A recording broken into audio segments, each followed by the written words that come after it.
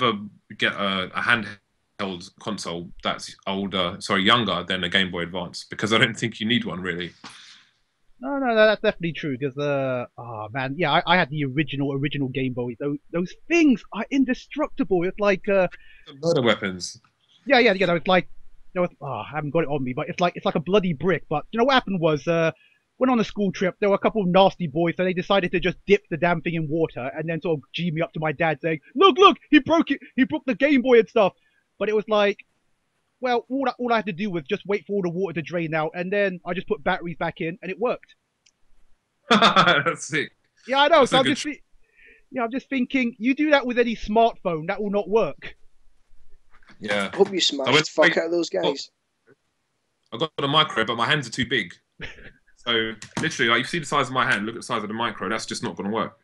So I said, the SP is just the best. I got the one from America, which has a brighter screen at the back as well. Like I went all the way. So I have to say thank you to Kaworu. Actually, he put a lot of information on the SNES thread on Neo Empire when it was live, and I bought loads of games from that, which is awesome. Okay. Yeah, Game Boy. Okay. Rather irritating thing, I forgot to hit the damn local record button, so if you're watching the archive, it just started 5 minutes ago. Sorry! So, but anyway, I guess... This is an amateur joint. I was promised high professional production values. Hey, I'm wearing a tie! You can't see it. I'm this close to walking off. This close. Hey, I'm wearing a tie. James is gone. James is gone. That's it. I'm back. Oh, gotcha. Hey, I'm wearing a tie. I am being professional. Obviously, you can't see it. People are walking out. This is a mess.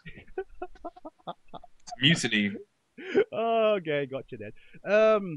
Okay, in that case, it's time to start with the main meat of the show. So just run titles and... Oh! Whoa, it's South Sim. But anyway, the main title of today's show.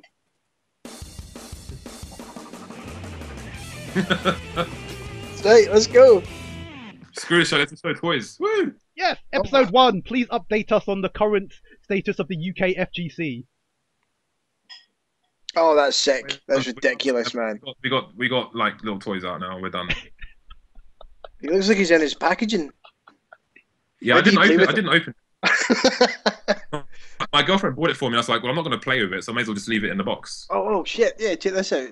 It's the action one. Look at the back of it. Oh, that's sick. Oh wow, you got one of those Sonic Boom drinks. Hado Streams have got a load of those. Yeah, I think he gave me actually. Anyway. What's this show about again? It's the more sensible version of Regarding a Scene. Now, for those aren't familiar, Regarding a Scene was this thread on Neo Empire, which, well, I can't give you the link to since the site has now gone down, but it was written by a friend of mine, Cobra Commander, who rather harshly criticized the scene. Now, think it was harsh? I don't know. It was pretty harsh. I mean, I can't go into the full details if you read the whole thread, but it was quite a complicated argument because essentially he was criticizing the quality of the play, but the thing is, it became a catalyst that of every other thread became regarding the scene, and it sort of became like our scene is stagnant, so and so. So, but anyway, starting with Affro, since you're in alphabetical order. So, what do you think of the scene as it is now, then, with your honest opinion? Oh, it's fine, man. no, I just think it's with the collapse of the New Empire stuff, it now just needs one place to take over. And what's happened is, and what I always thought would happen, is that loads of places have sprung up and done a thing that was like New Empire. They've came together and went, I'm going to do a site that's going to be better than New Empire. But if your plan for a site that's better than New Empire is New Empire, then you've already fucked it, haven't you? You're just copying the problem. So, ultimately, the state of the scene is actually quite good because we now have loads of little communities who've stepped their shit up because the big game was so bad. So, you've got all this, you've got the Scottish scenes, you've got all the guys down in Wales, you've got the guys in Manchester, the Birmingham guys, James and the Winner Stays On stuff. That stuff's all really burgeoned because we couldn't rely on fucking New Empire to put on something awesome that would completely satisfy us. Okay. Yeah, because as you said before in the previous show that we did, the Scottish scene is it's pretty self-contained, isn't it? You said about last time that there was like 70 or so guys. I mean, yeah, given the distance between Scotland and obviously down in the south, I would imagine obviously you're used to running your own stuff. Yeah, but so for hype spotting's a good example for this actually. So for the hype spotting roll around, reached out to the guys in the rest of the UK and said, guys, if you want to put on a qualifier, because last year we just seeded the UK, we just seeded Scottish people because it was a Scottish national event. But through the course of that year, it turned out to be the largest UK event. So the approach we're taking this year is to make it a UK event and not make it, a Scottish event. So we've got Manchester, Yinga and Scott. They're going to be doing a hype spotting tournament, and we've got Proving Ground Fives. That's a qualifier for hype spotting as well. I was speaking to the chef as well, asking him if we wanted to do a Tekken one. So it's not that bad. Okay, so there's more people talking to more people now that we're not all shouting at the same fucking shitters on that forum.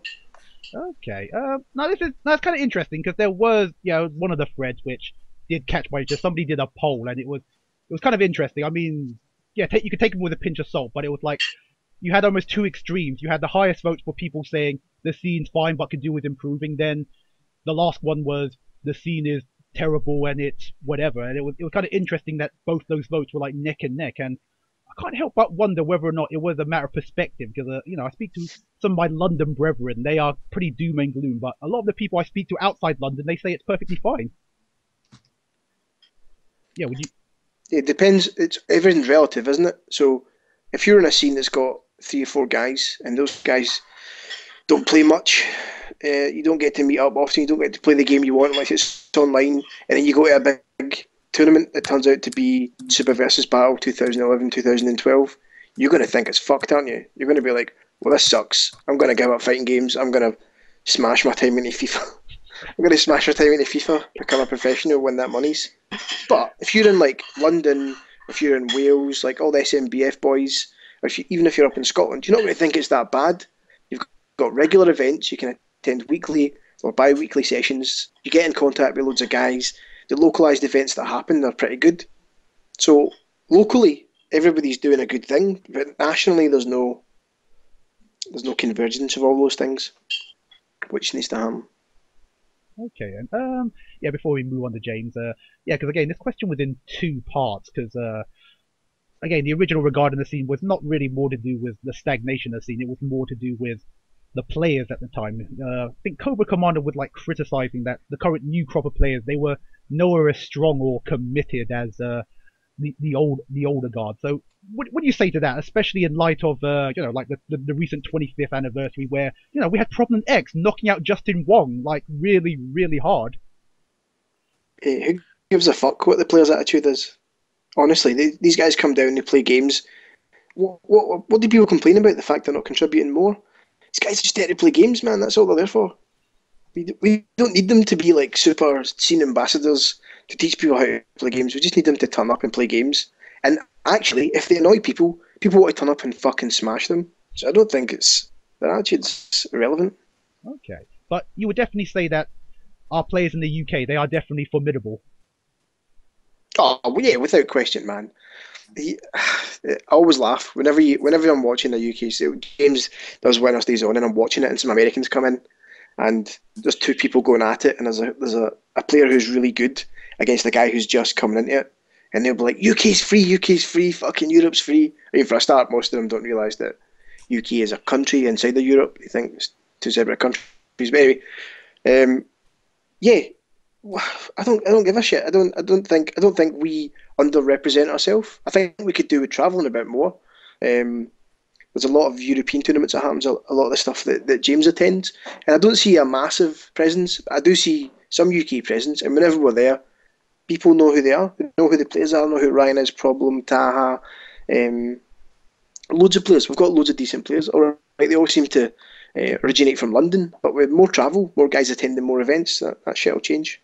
No, definitely for sure. Because again, as I said in my last podcast, I definitely travelled more, and it was, yeah, it is definitely well worth it. Because it's, I don't know, it's like being at the arcade again, not the one where you get stabbed, but yeah, when you met Perfect Strangers, you get talking.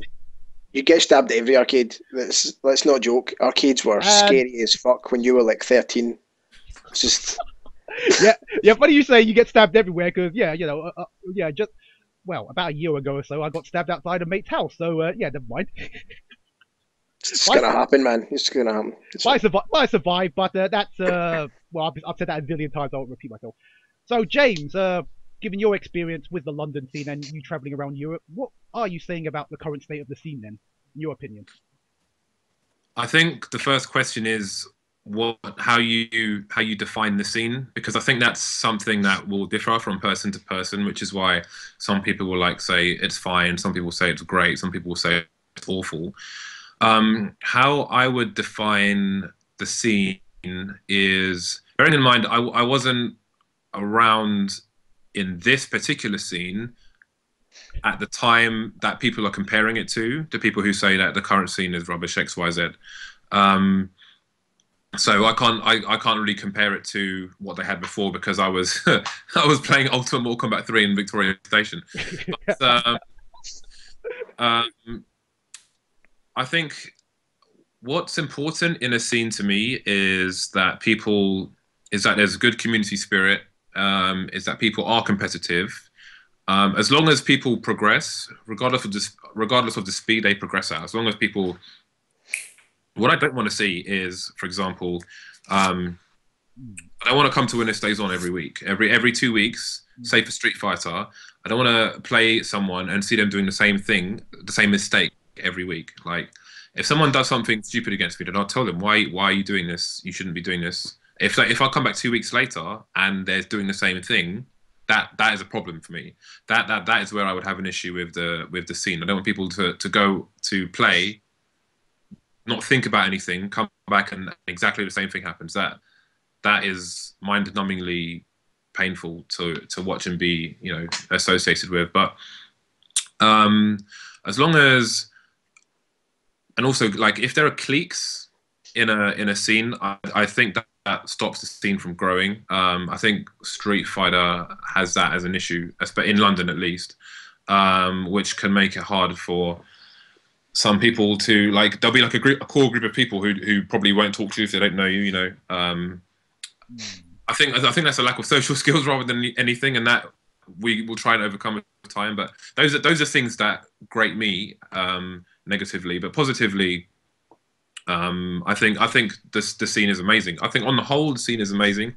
I think if you focus on the negative, you can complain about a scene, but if you're not putting ideas on the table as to how you want to see it improve, then you shouldn't be talking at all, in my opinion. If you can't provide some kind of light on how you think the things that are wrong should improve, then there's no point in saying anything. If you're being negative for the sake of being negative and that's it, your time is wasted, on the populace, and that annoys me more than anything negative within the actual scene. No, for sure. As you were mentioning about people that come to Winner Stays On, because obviously when I was covering for you streaming, I just remembered when I think it was F Word. He was playing a guy. The guy afterwards, what went wrong, and Femi just broke it down to him. And I'm thinking, wow, this is really great, because that's the whole reason why you would go out and meet somebody in person rather than go and play on Xbox Live and get a bloody hate mail for saying, you would have won if you didn't. I was trying to remember that now. I was playing a Blanca once, and obviously I was Geef. Yeah, it's actually kind of ironic. I actually did used to use Grief when I was playing Street Fighter 4, and it was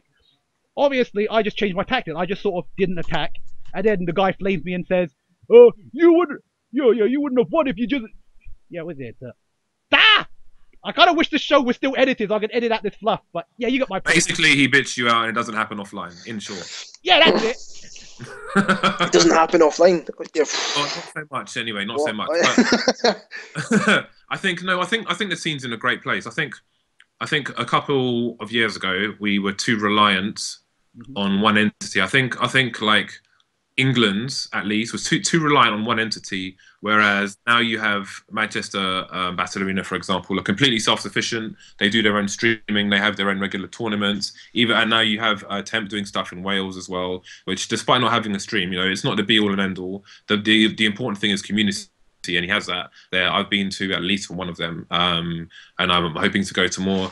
I know there's people in Brighton, people in Bristol, there's people all over the place, and that's a good thing. You've got individual pockets. Obviously, Electronic Dojo as well. I've been there for ages, and they're always doing good things. So you've got up and down the country, you have communities all growing, and we have more and more people coming to the scene from seeing content here, there, everywhere. So the scene is growing. I think it could have grown a lot larger had we had a better homepage for the UK in the past. I think that was a greatly wasted opportunity. But no, I mean, in terms of the scene in general, I think the scene is great. I try to focus on the positives and how we can improve things rather than highlight the negatives and offer nothing basically. So that's how I see it. I think the scene is fantastic. But again, I think it very much comes down to what you define as a scene as to whether or not you think it's great or otherwise. No, it's kind of true because I guess you could say the different perspective was on what scene you were in because, as you know, London at least. Anyway. Colour. Yeah, baby. Oh my god! The camouflage one. I had the camouflage one. They only made 500 of them. I had one. Oh wow! Oh, it's a shame. It's so bad. You have like 3 games. Anyway, sorry. Yeah, oh crap! I lost my train of thought. No, what was I? Well, yeah. Getting onto the topic of the strength of our players. So, because you've travelled around Europe, you've seen, and you're probably a little bit more familiar with the European players. Because off the top of my head, I can only think of Alion, Starnab, and that's about it. Maybe Chunkster, but yeah. So where do you think our UK players stand in the pecking order of things? Well, that very much varies from game to game. And in terms of the guys who travel, the Tekken heads travel to. Oh yeah, they are committed. Yes. Yeah, I remember they went to, I think it was Red Fight Districts last year. I mean, 2011. But I don't see them that often because I don't know anything about the game. Like I've seen them here and there, but really I can only comment on Marvel and Street Fighter at the time being, I think. And I suppose a bit of KOF. In terms of Marvel, I think on a European scale, there isn't enough structure around the game yet to really say if a territory is strong or strongest. I think the guys in London are very, very lucky that they have Winner Stays On, because I can't think of anywhere else in the whole of Europe who has something that regular for that game. With a reasonable community, a reasonable sized community around it. So you have pockets of players here and there, like you have a few players in France, like White Black. You have a few players in Holland. You've apparently got a bunch of players in Portugal, but unfortunately I didn't make it out to lockdown 2012. I was supposed to go and stream it, but the internet there was abysmal, so it wasn't going to happen. Oh, you were going to stream that? Oh, cool. Yeah. So in terms of Marvel, I think it remains to be seen. I don't think you can really. I think the territories are likely to have a stronger overall bunch of people for Marvel, purely because of they have Winner Stays On. But like White Black will stand on top of pretty much all of them at the moment until proven otherwise at World Game Cup. So it remains to be seen, but I think they're more than likely to have a stronger batch of people for that game. For Street Fighter 4, I think they're in the top 2 with France, although the Dutch guys, Momi especially, have caught up with the other guys. So they're all kind of in the same. You might have individual players here, there, but I don't know. I think in terms of definitely between France and the UK. I think they're level pegging. I don't know if at this point I could pick one. If I could say that UK were above France or France were above UK, but they're definitely major. I'd like to see some more games with the guys over on Ireland actually. Cobblecog and all those guys, man, they are really strong.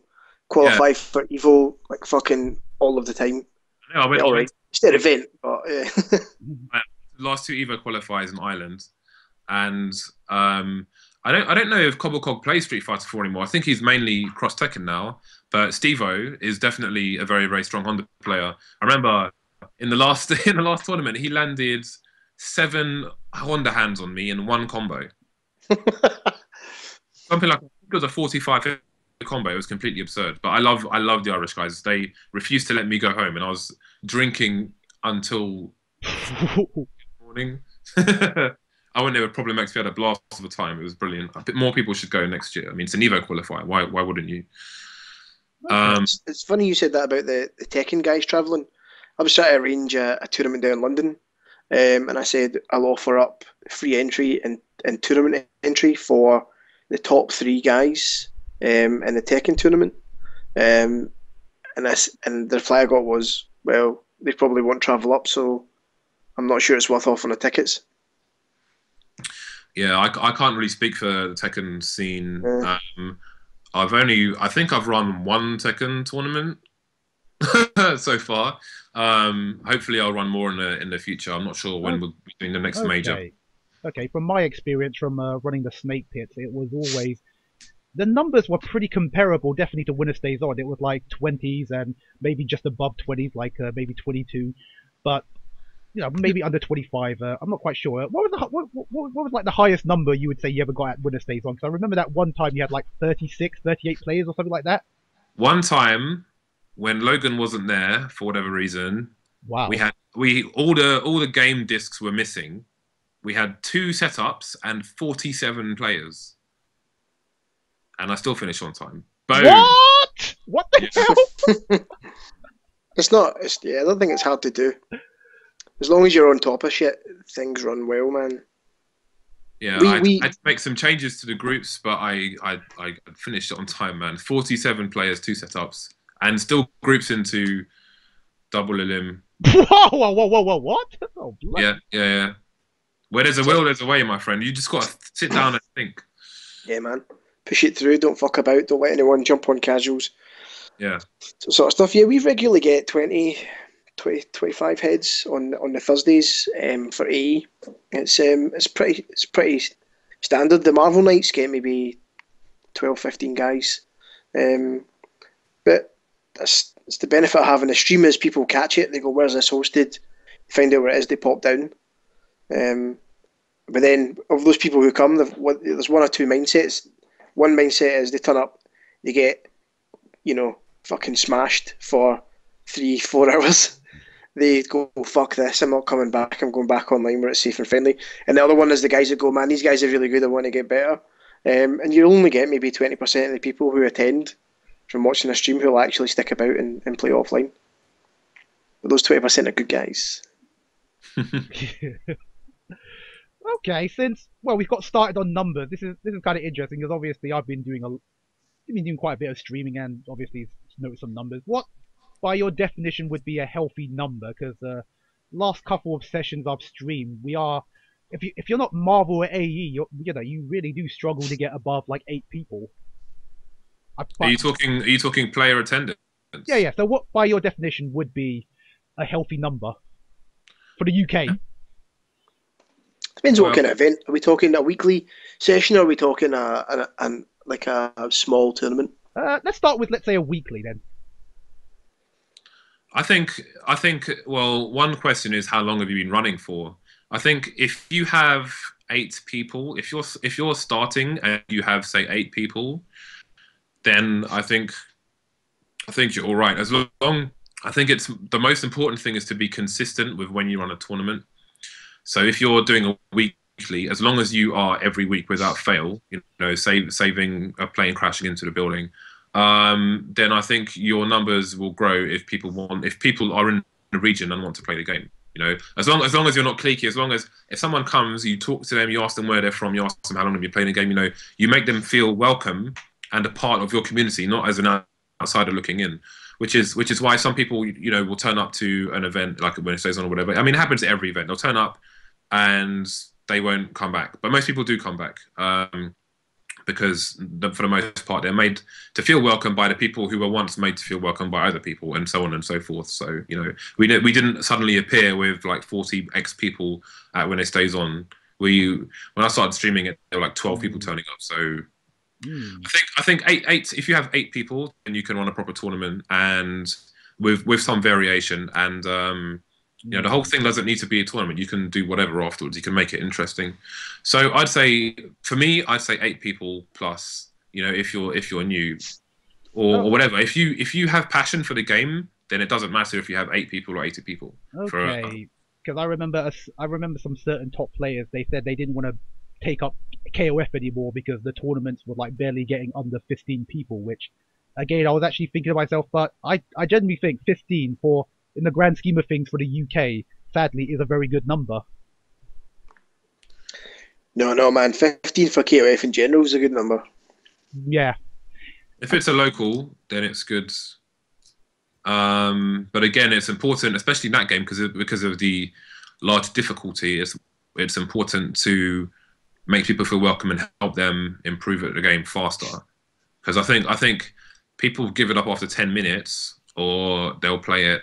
You know, they'll continue to play it, especially if they have someone who can talk to about it. Even if it's the most basic of questions. If you want to play your game and it's struggling in numbers, then you know you need to help people along the way. Yeah. Plus, if you got more than 15, it takes like 25 hours to finish King of Fighters. Yeah, sadly. Yeah, do you know what weird thing is? I've never realised it took that long, because obviously I'm always having fun. It might just be because the recent KOF takes longer because of the load times and their health's a little lower and whatever. But yeah, I never actually realised how epic long it was until you actually watch, I don't know, the grand finals of, let's say, EVO, and you think, blimey, it actually went on for an hour. I'll give you a comparison. We've got a spreadsheet that we developed for hype spotting, so we could average out how long sessions would take. So the average Street Fighter 4 first to 3 takes 8.5 minutes. A Marvel session on average is about 7 minutes 20 seconds. King of Fighters first to 3 is just shy of 15 minutes. Ow! What the fuck is that? It's a good. Who's got time for that? Oh come on! No. It's a lot. I love watching King of Fighters. I love watching it. When I was at World Game Cup, I had watched maybe an hour lifetime of King of Fighters 13, but watching the finals was crazy. I was so into it. It was brilliant. I do love watching it. I think if you're going to run a tournament, you need more setups to that game to get it. You know, to kind of burn them down, get them out of the way. Okay. No, because again, it does burn me because the question of numbers is relevant. Because, like I said, I've known people that said they didn't want to get into KOF because the scene was under 15 people, and something that happened in particular was something like Skullgirls. Because I remember, like, the first time I recorded Skullgirls, we had like 8 or so people, and then magically, from there on, yeah, they didn't want to be part of an 8-people scene, which again I kind of think for just starting a game is actually pretty decent. And then subsequently, just about every session after that, we struggled to just get 4 people, including myself. Which, yeah, and do you know what, that kind of psychology is absolutely terrible. You find it everywhere. Like when I used to play poker more regularly, for example, as an example, there used to be, say, a Sunday tournament where it was a really good tournament, but then eventually after a while you got low numbers. Like before you'd get like numbers in the 80s, and now you got numbers in the 40s or 30s, and then there was always like, why don't you come on a Sunday? Why don't you come on a Sunday? And people would say, well, I don't know how many people are going to turn up, and and then more and more people have that attitude. But if all of those people actually turned up, then you'd probably have a much more significant number. So to say, oh, I don't want to play this game because there aren't enough people playing the game is completely stupid, because if he was playing the game, that's one more person. More people playing the game is more incentive for more people to play the game. You know, it's, if you want to play it, play it. If you don't want to play it, don't be a drama queen about it. Don't Hollywood. Just piss off. Sorry. I don't think that's necessarily a fighting game thing. I used to run sessions. It's universal. Yeah, I used to run sessions in a pub where we used to play Halo 1 and Halo 2 on projector screens in a bar. It was like £2 a pint. People used to get shit-faced and play Halo 16 player over 4 Xboxes on 4 projectors. It was sick, right? We did it weekly, and after the first 4 or 5 weeks, the numbers started to drop.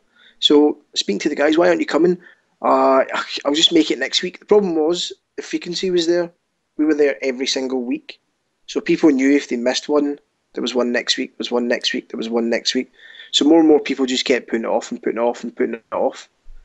But all that does is affect your numbers. So when you want to do a regular series on something, you need a group of guys who are dedicated to get better, because those are the guys who will turn up time and time again, regardless of numbers. They don't give a shit. It's like when you were saying someone comes along to a scene and there's 4 guys. If you're the 5th guy and there's 4 guys there that are better than you, why the fuck wouldn't you come? There's 4 guys that are going to regularly smash you and make you get better. Okay. Oh, cool. Okay, moving off the weekly, what would you say would be a healthy number for the UK? Because I'm not really quite sure what the overall, what the biggest tournament held in the UK ever was. Because just about everybody I've worked with have always been cagey about their numbers. You know, they'll inflate them, or they'll say you're not allowed to say how many people turned up or what have you. So what would you say would be a healthy number for a big major? I 16. know. What, No, per tournament? Are you talking per tournament? Yeah. Because I'm thinking, was it the Marvel turnout at EGL was definitely probably the biggest in the UK, because there were like 60 people, wasn't there? I can't remember the number from memory, but it was the outside of SVB, because I don't know the SVB numbers, but it was the biggest one outside of SVB, definitely. Okay. And I think numbers varies depending on the size of your game. If it's like a marquee title, I think SVB aside, because that I think that is normally bigger than, I think there's like a tier of majors, and I think there's SVB, which is kind of supposed to be like the marquee tournament for our nation, right? So I think for majors outside of that, I think you want more than 40 players for Marvel and Street Fighter. I think I don't know about Tekken, because I don't know how many numbers they get in general, so I couldn't really comment on that. But for smaller games, I think like a Mortal Kombat, I think you'd want between 20 and 30. It's difficult to say because KOF. I can't even remember how many we had for EGL. But I think with people so concerned with numbers in that game, I think you want more than 25. But but you can't just sample numbers at one time, because that's like a short-term view. So in terms of the numbers, you want to look at, say, the numbers across 5 tournaments across a year or something, and you would like to see progression. So it's more, rather than individual numbers, I think the progression over a period of time is the more important factor. Okay. That's it, man. You get a good scale from doing weeklies.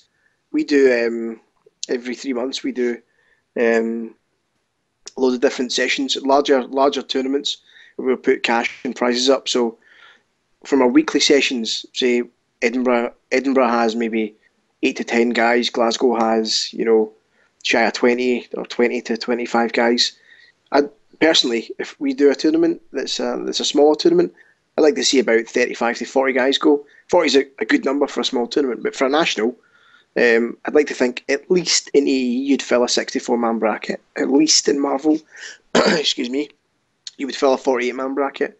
You're always going to have smaller fringe games which don't necessarily garner as much appreciation, like Third Strike, like ST. But really, if you're putting those games in there, you're not expecting droves of people to come just to play them.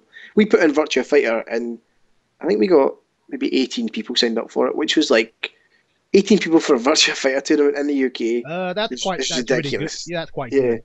Yeah. 6 of those guys came from outside of the UK. Whoa! So just to attend a fucking Virtua Fighter tournament, it's I don't know. If you've got it's all about perspective. If you have something you can put into perspective, then the numbers don't really matter. If you can see that a weekly event gets X amount, your monthly, your bi-monthly, your quarterly gets this, and your annual gets this, and it looks like a fair factor, then yeah, I mean, if you see you did a national event and it only got 60 people turning up, right? But your quarterly event only got 25 people and your weekly event only gets 8, that's still a reasonably good event. I'm sure everyone who attended that would have a good time. Okay. Yeah, because we're getting a little too trapped with numbers. Compared to the continent, how do our numbers stack? Because I've seen some of those French tournaments. It's like, wow, they look really grandiose. Because you've got like the marquees with all those arcade cabinets and stuff, and was it X Mania and all that, when you had like was it 6 or 12 ST Turbo machines, and obviously you had players like Cusamundo and all that turn up. So it's like, where do we stack against those then? Well, the biggest two tournaments in France would be World Game Cup and Stunfest. World Game Cup, I would say, is the biggest event in Europe. So let's leave that one aside. Stunfest is another like humongous event. I think I haven't been to Stunfest yet. I booked flights for one, but I didn't have the money for the rest, so I didn't go. So I would put that one aside as well. So I don't know what I think. I think you could compare a major to, say, Red Fight District, for example, in 2011. I don't know. It's difficult to say, really, because I think a lot of our majors are. Do you know? I don't even know how to answer that question. To be honest with you, this is a hard question because population density isn't on our side, right? So we talk about Europe. You're talking about mainland Europe, where you could put on a tournament and reasonably people from France, Spain, Portugal, Germany, Italy get a train could travel. You know, like, and we're talking like what, 45 million people versus 11 or whatever. I'm not sure the fucking population in the UK. Was it like? Let's Wikipedia this shit.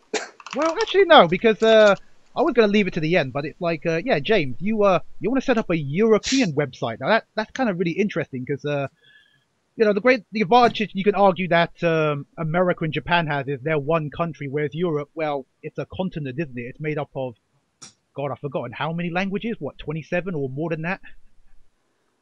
Yeah. Well, I think Europe needs it. Like, it's not. I for the longest time I didn't want to make.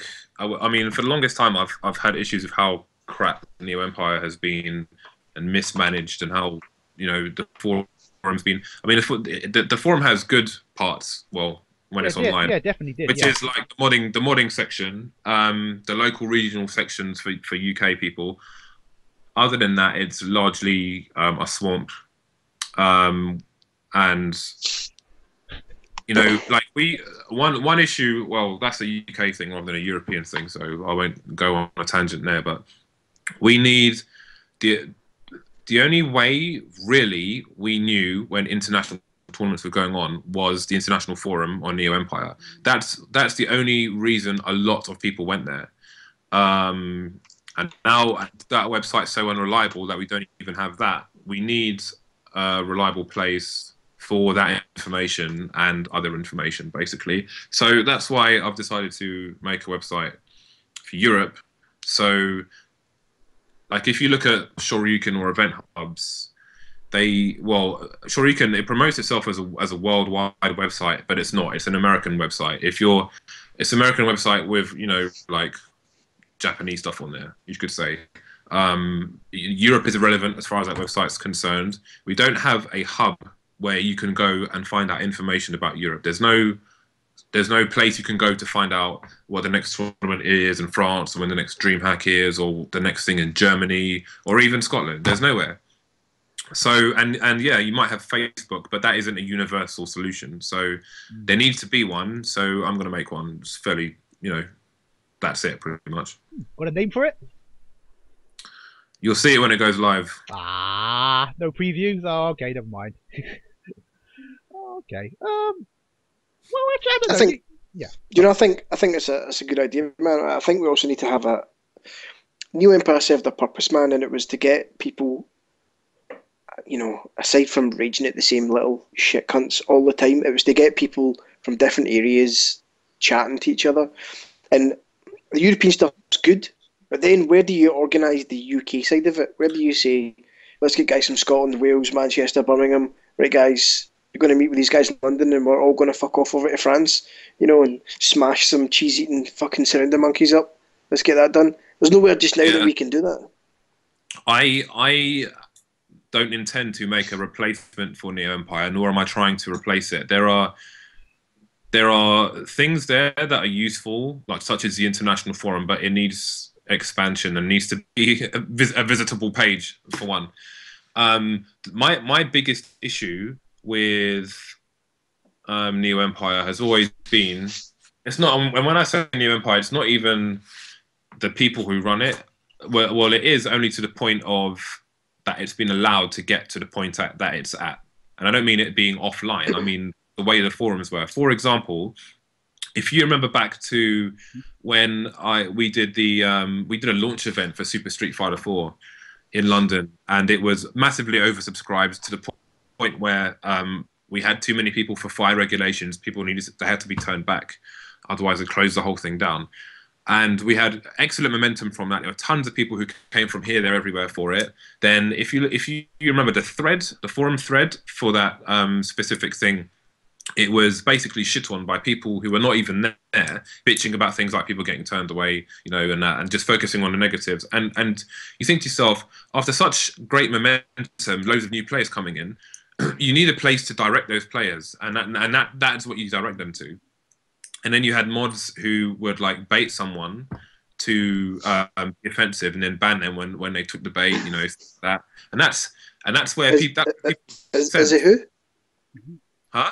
Yeah. Is it who? Yeah. That's the environment people were being sent to, like new players, and that's not how you grow a scene. That's not healthy for the scene whatsoever. So there does need to be a place where that doesn't exist and people get banned immediately for being idiots. But I think that someone else needs to do that. I don't think one person should be doing everything. So, absolutely, man.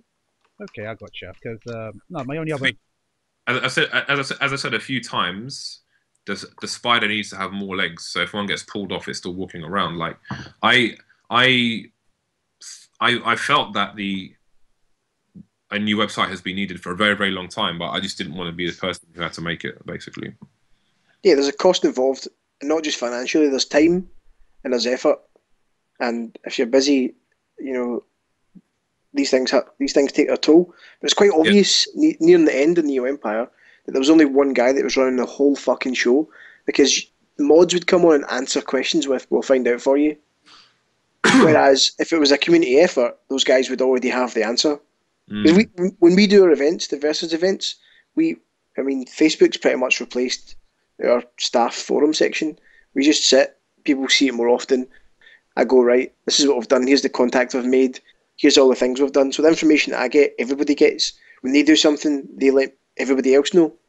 So that if one of us isn't available, at least someone else can pick up and answer a question. So I don't see why that's not a more regular occurrence.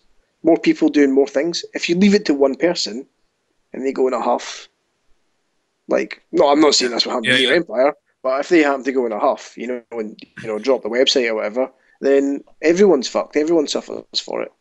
Yeah, I think another issue of that particular website is that, you know, when there are more people in that organization, they all try to do everything and themselves, and wouldn't bring people in where they were needed, which is part of the issue. But that's another story.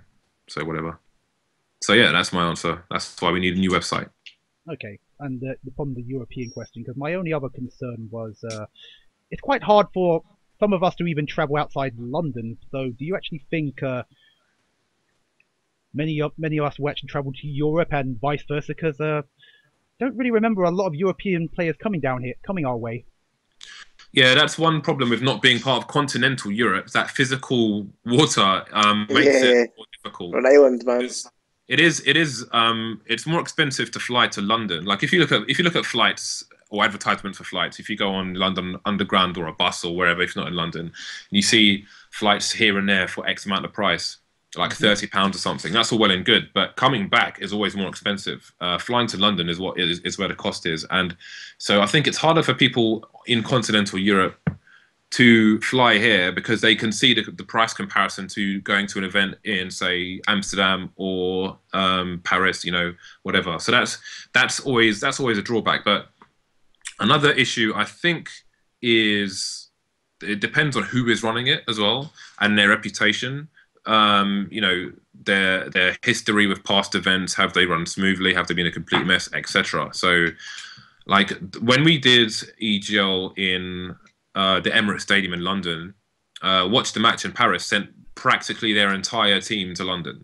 They sent like 15 dudes over here for that tournament, which was amazing. Like if I and I, because I understand the logistics of coming here from continental Europe. If I do one outside of London, I won't push it to the international community too hard, purely because I know there's a cost of coming to London and there's a cost of going from London to wherever. So you need to take these things into consideration as well. So I think really, for the most part, it needs to be in a big hub in the UK, like London, Manchester, or somewhere, you know, in Scotland or maybe even Ireland. But you need to look at the costs for travel. I don't think it needs to be in a hub. I think we need to reverse engineer it and not put it in a place where the population and the frequency of travellers will increase the cost of travel and accommodation. So a good example is the I Series in Telford. You can go there and stay in a hotel for 2 nights for 45 quid. The venue's fucking amazing. Travel isn't that bad. Accommodation's super cheap, and it's always well organised and presented. If you're saying to people come to London, which is the capital of the UK, they're going to have to pay ridiculous prices, regardless of what they do. I'm just talking about the travel. The accommodation you can get cheap. You've got like Generator Hostel in Russell Square, which is amazing. I stayed in the one in Dublin. You can get a hotel in Telford, like a 4-star hotel. They had a gym and a swimming pool. It's not slumming it, and it came with free breakfast, which was delicious. But yeah, I think too much focus is on population density. It means more expensive venues as well. It means the logistics of moving around intercity is also much more expensive. People won't be willing to drive because they have to pay congestion charges and all that sort of shit. So it's another thing to take into account. When we put things on in places with high population density, the cost is always going to be much, much more expensive. And I think London has the highest population of players, but when you try to encourage people from abroad to come over, it doesn't necessarily equate to, well, be the best tournament location. No, I definitely agree. I've said this in some of my previous podcasts that the Midlands is actually set up, you know, that's why they've got the NEC there, you know, the National Exhibition Centre. It's like that. It's there for a reason, because obviously it's the centre of the UK, and so everybody in theory should have an equal distance. Well, unless of course you live there yourself, and yeah, it's considerably a lot cheaper. Yeah, it's one of those things that no one, because we've always followed the standard, you know. I mean, it's easy for me to say it, you know. We do it in Glasgow, and Glasgow's significantly cheaper from London. The venue that we get it for a good price, you know, which we negotiated, but it's part of a national chain. But for the same room size in London, is 4 times more expensive. So there's loads of things if a big event was to happen with everybody coming together and saying, right, we need to do a big event, let's pool all our resources, let's get all the people that we know, let's put on a ridiculous event, you know, let's drop 60 setups on it, let's have Capcom, Namco Bandai, and let's have James, and let's have the Denton Brothers in, let's have Tempin, let's get everybody in, pool all our shit. You imagine how much shit we'd have, how many resources we'd have.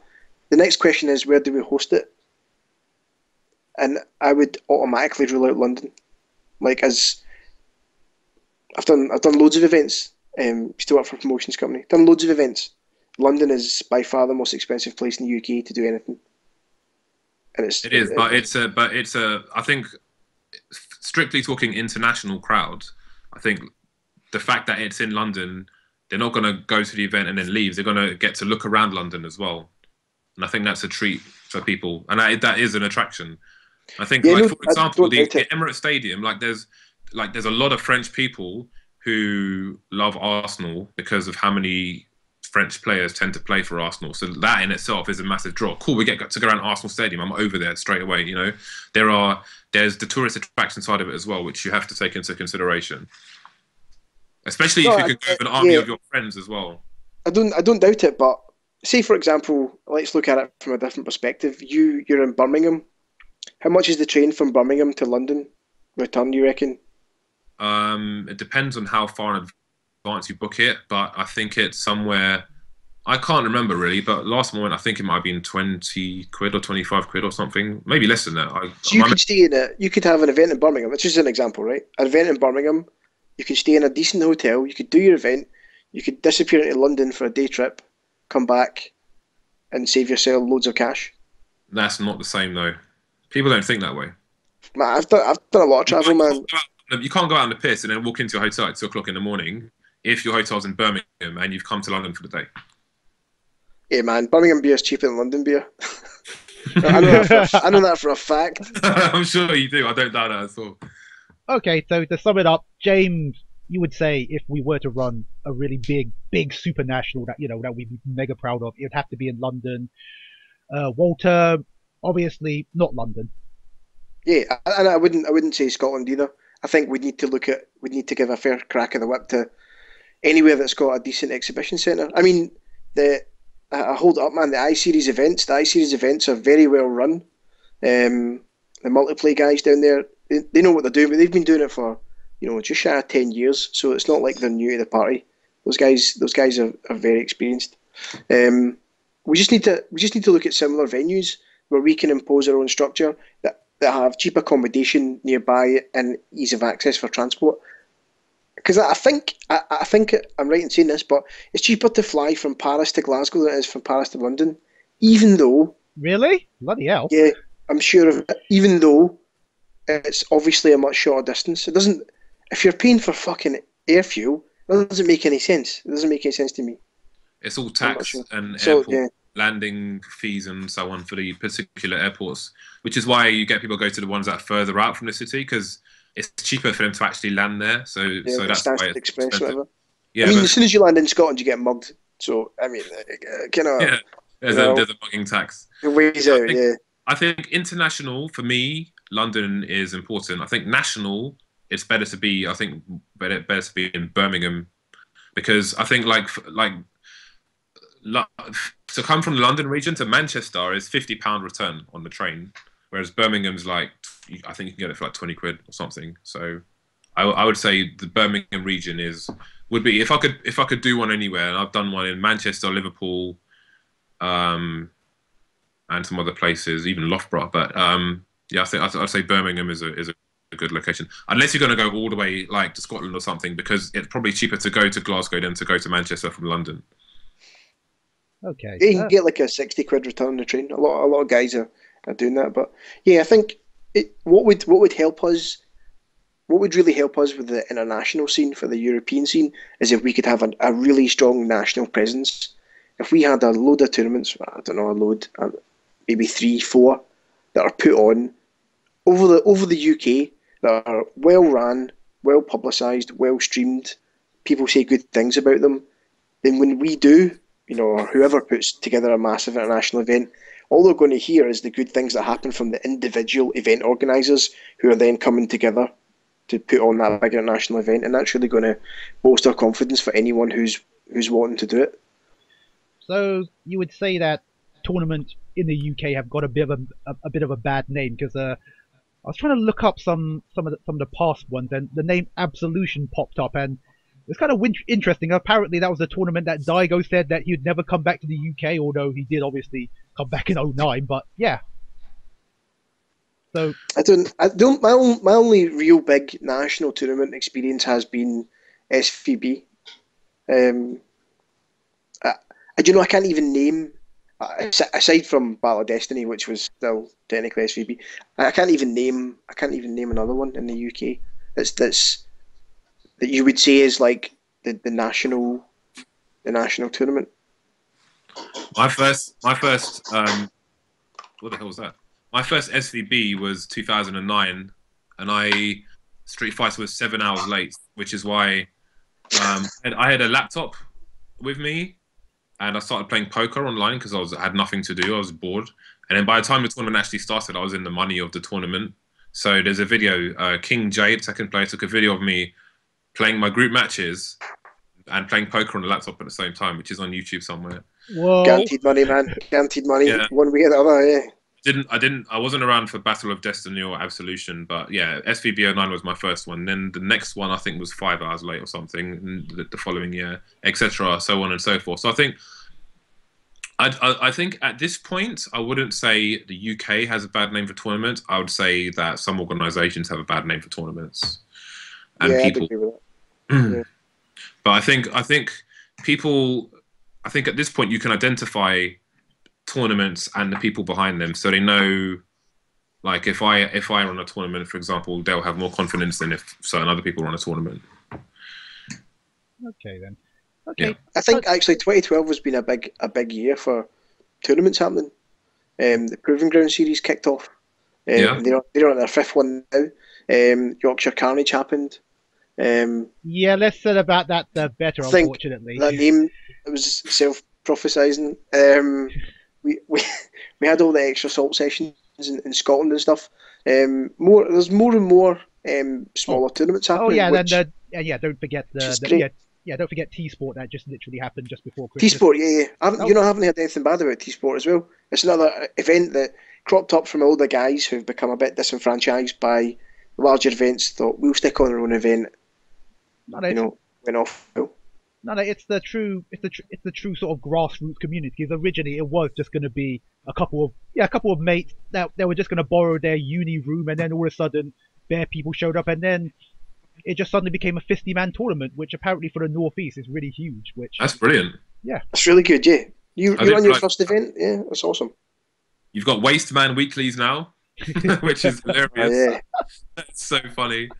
You've got there was a Fight Lab thing I think in Brighton. I know some stuff in Bristol as well. There's stuff all over the place, which is great. So it's good to see that things are still thriving. okay. I was just scrolling through chat there, and there was a load of guys like fucking, because I said someone might have gone to Huff in New Empire. They just absolutely went apeshit as I was scrolling through, and that's the problem with New Empire. Nobody has any fucking insight into what's happening in the background. So if those guys are shouting at me, going, "You fucking got it wrong," it's because of how you presented the information to the punters. You've gone about it all wrong. If I'm thinking it's just one guy that's in charge of it and he's fucked it up, when it's actually five guys that's in charge of it and they've collectively fucked it up, then that's because of the information that's out there. Okay. Moving on. I think we've kind of partially answered it anyway. Yeah, it's in two parts. So, what do you think is within the powers of the players, the community, to sort of improve the scene, to make it bigger? What's within their own powers? What could we do to help? Sort of. I would say one thing that, not including the last 6 months, I think one issue has been that people have always been moaning about things not being ideal or things not being great, but been waiting for someone else to do something about it. And I think that has been the biggest issue. It's like, so if you have all this issue with these events, why don't you put something on better? Why don't you lead by example rather than sitting around expecting things to be done for you? And we've had a lot of people step up all over the country, which we've just discussed. So I think that's one of the main things. If you're not happy with what you have in your area, then do something about it. Yeah, be less cunty. Actually try and contribute. Cunty. Is that there? that's a word that's gonna pop up in Webster's or whatever dictionary. But James is right. There are a lot of people who will whinge like fuck, right? They'll go, "This is fucking shit." And you go, "What are you going to do about it?" "Oh, nothing." "Well, shut the fuck up." Yeah, do something about it. Yeah. Like, don't present the problem without suggesting a solution, or ask people to help you find one. But don't just sit on your hands, because that makes it bad as a problem itself. After SVB 2011, when loads of guys came back from it, I didn't attend it, unfortunately. I was away with work. But loads of guys came back from it. They were talking about sacking our scene entirely. That was it. They went to the biggest tournament in the UK, and it was fucking shambles. And the only reason that hype spotting came around is that I wanted to restore some faith for these guys that big tournaments can happen, that they can run on time, everybody can have a good time. You just need to do it once to have people, reinvigorated and realise that, yeah, actually it's not all shit. Okay, that was one instance. It can go off without a hitch. And the more people who do that, they think, I know fucking 20 guys that play Street Fighter. I reckon if I put on a tournament, those 20 guys would come. Why don't you fucking go and put on a tournament then? Yeah, just like Raju's doing. He's obsessed with Third Strike. Like, he's got it in the blood. Oh yeah, you're gonna be. And he's just launched a 1-off 2v2 for the game. in February, and he's rallying the troops, and loads of people are coming out for it, like Paddy Hackers, all those guys are all going to be there. Hopefully, we'll see all the rest of them there. So I think it could be a really good tournament. People are coming from France for that tournament. It's just a little tournament. Jesus. Yeah, yeah. So it's going to be. It's you know, he's stepping up. Like no one's doing things for third strike, so he's doing something for third strike. So good on him. But yeah, I suppose that could be my only suggestion to someone who's unhappy with how things are. See how you can improve them. Okay. Yeah, getting back to the not complaining or what. Oh crap! I've lost my train of. Yeah, This is the reason why these shows are edited, because I get moments like this, and annoyingly, everyone's now seeing it. You should have a notepad so you can write things down so you don't forget them. Yeah, I did, but annoyingly, my laptop doesn't open the document, which I just realised because I normally paper and pen, dude. Paper and pen. You gotta go old school. You just remember it, man. I'm getting old. Just get better. I'm getting old Step now. your brain up. Yeah, I'm getting old now, but no, I just remember a friend saying, I think it might have been Kyle or whatever. He didn't necessarily agree that our scene needed to be big. It just needed to sort of just be more, well, stronger. So, do you say do we definitely need a big scene, or do we just need a stronger scene? The numbers are irrelevant if the quality is good. Yeah.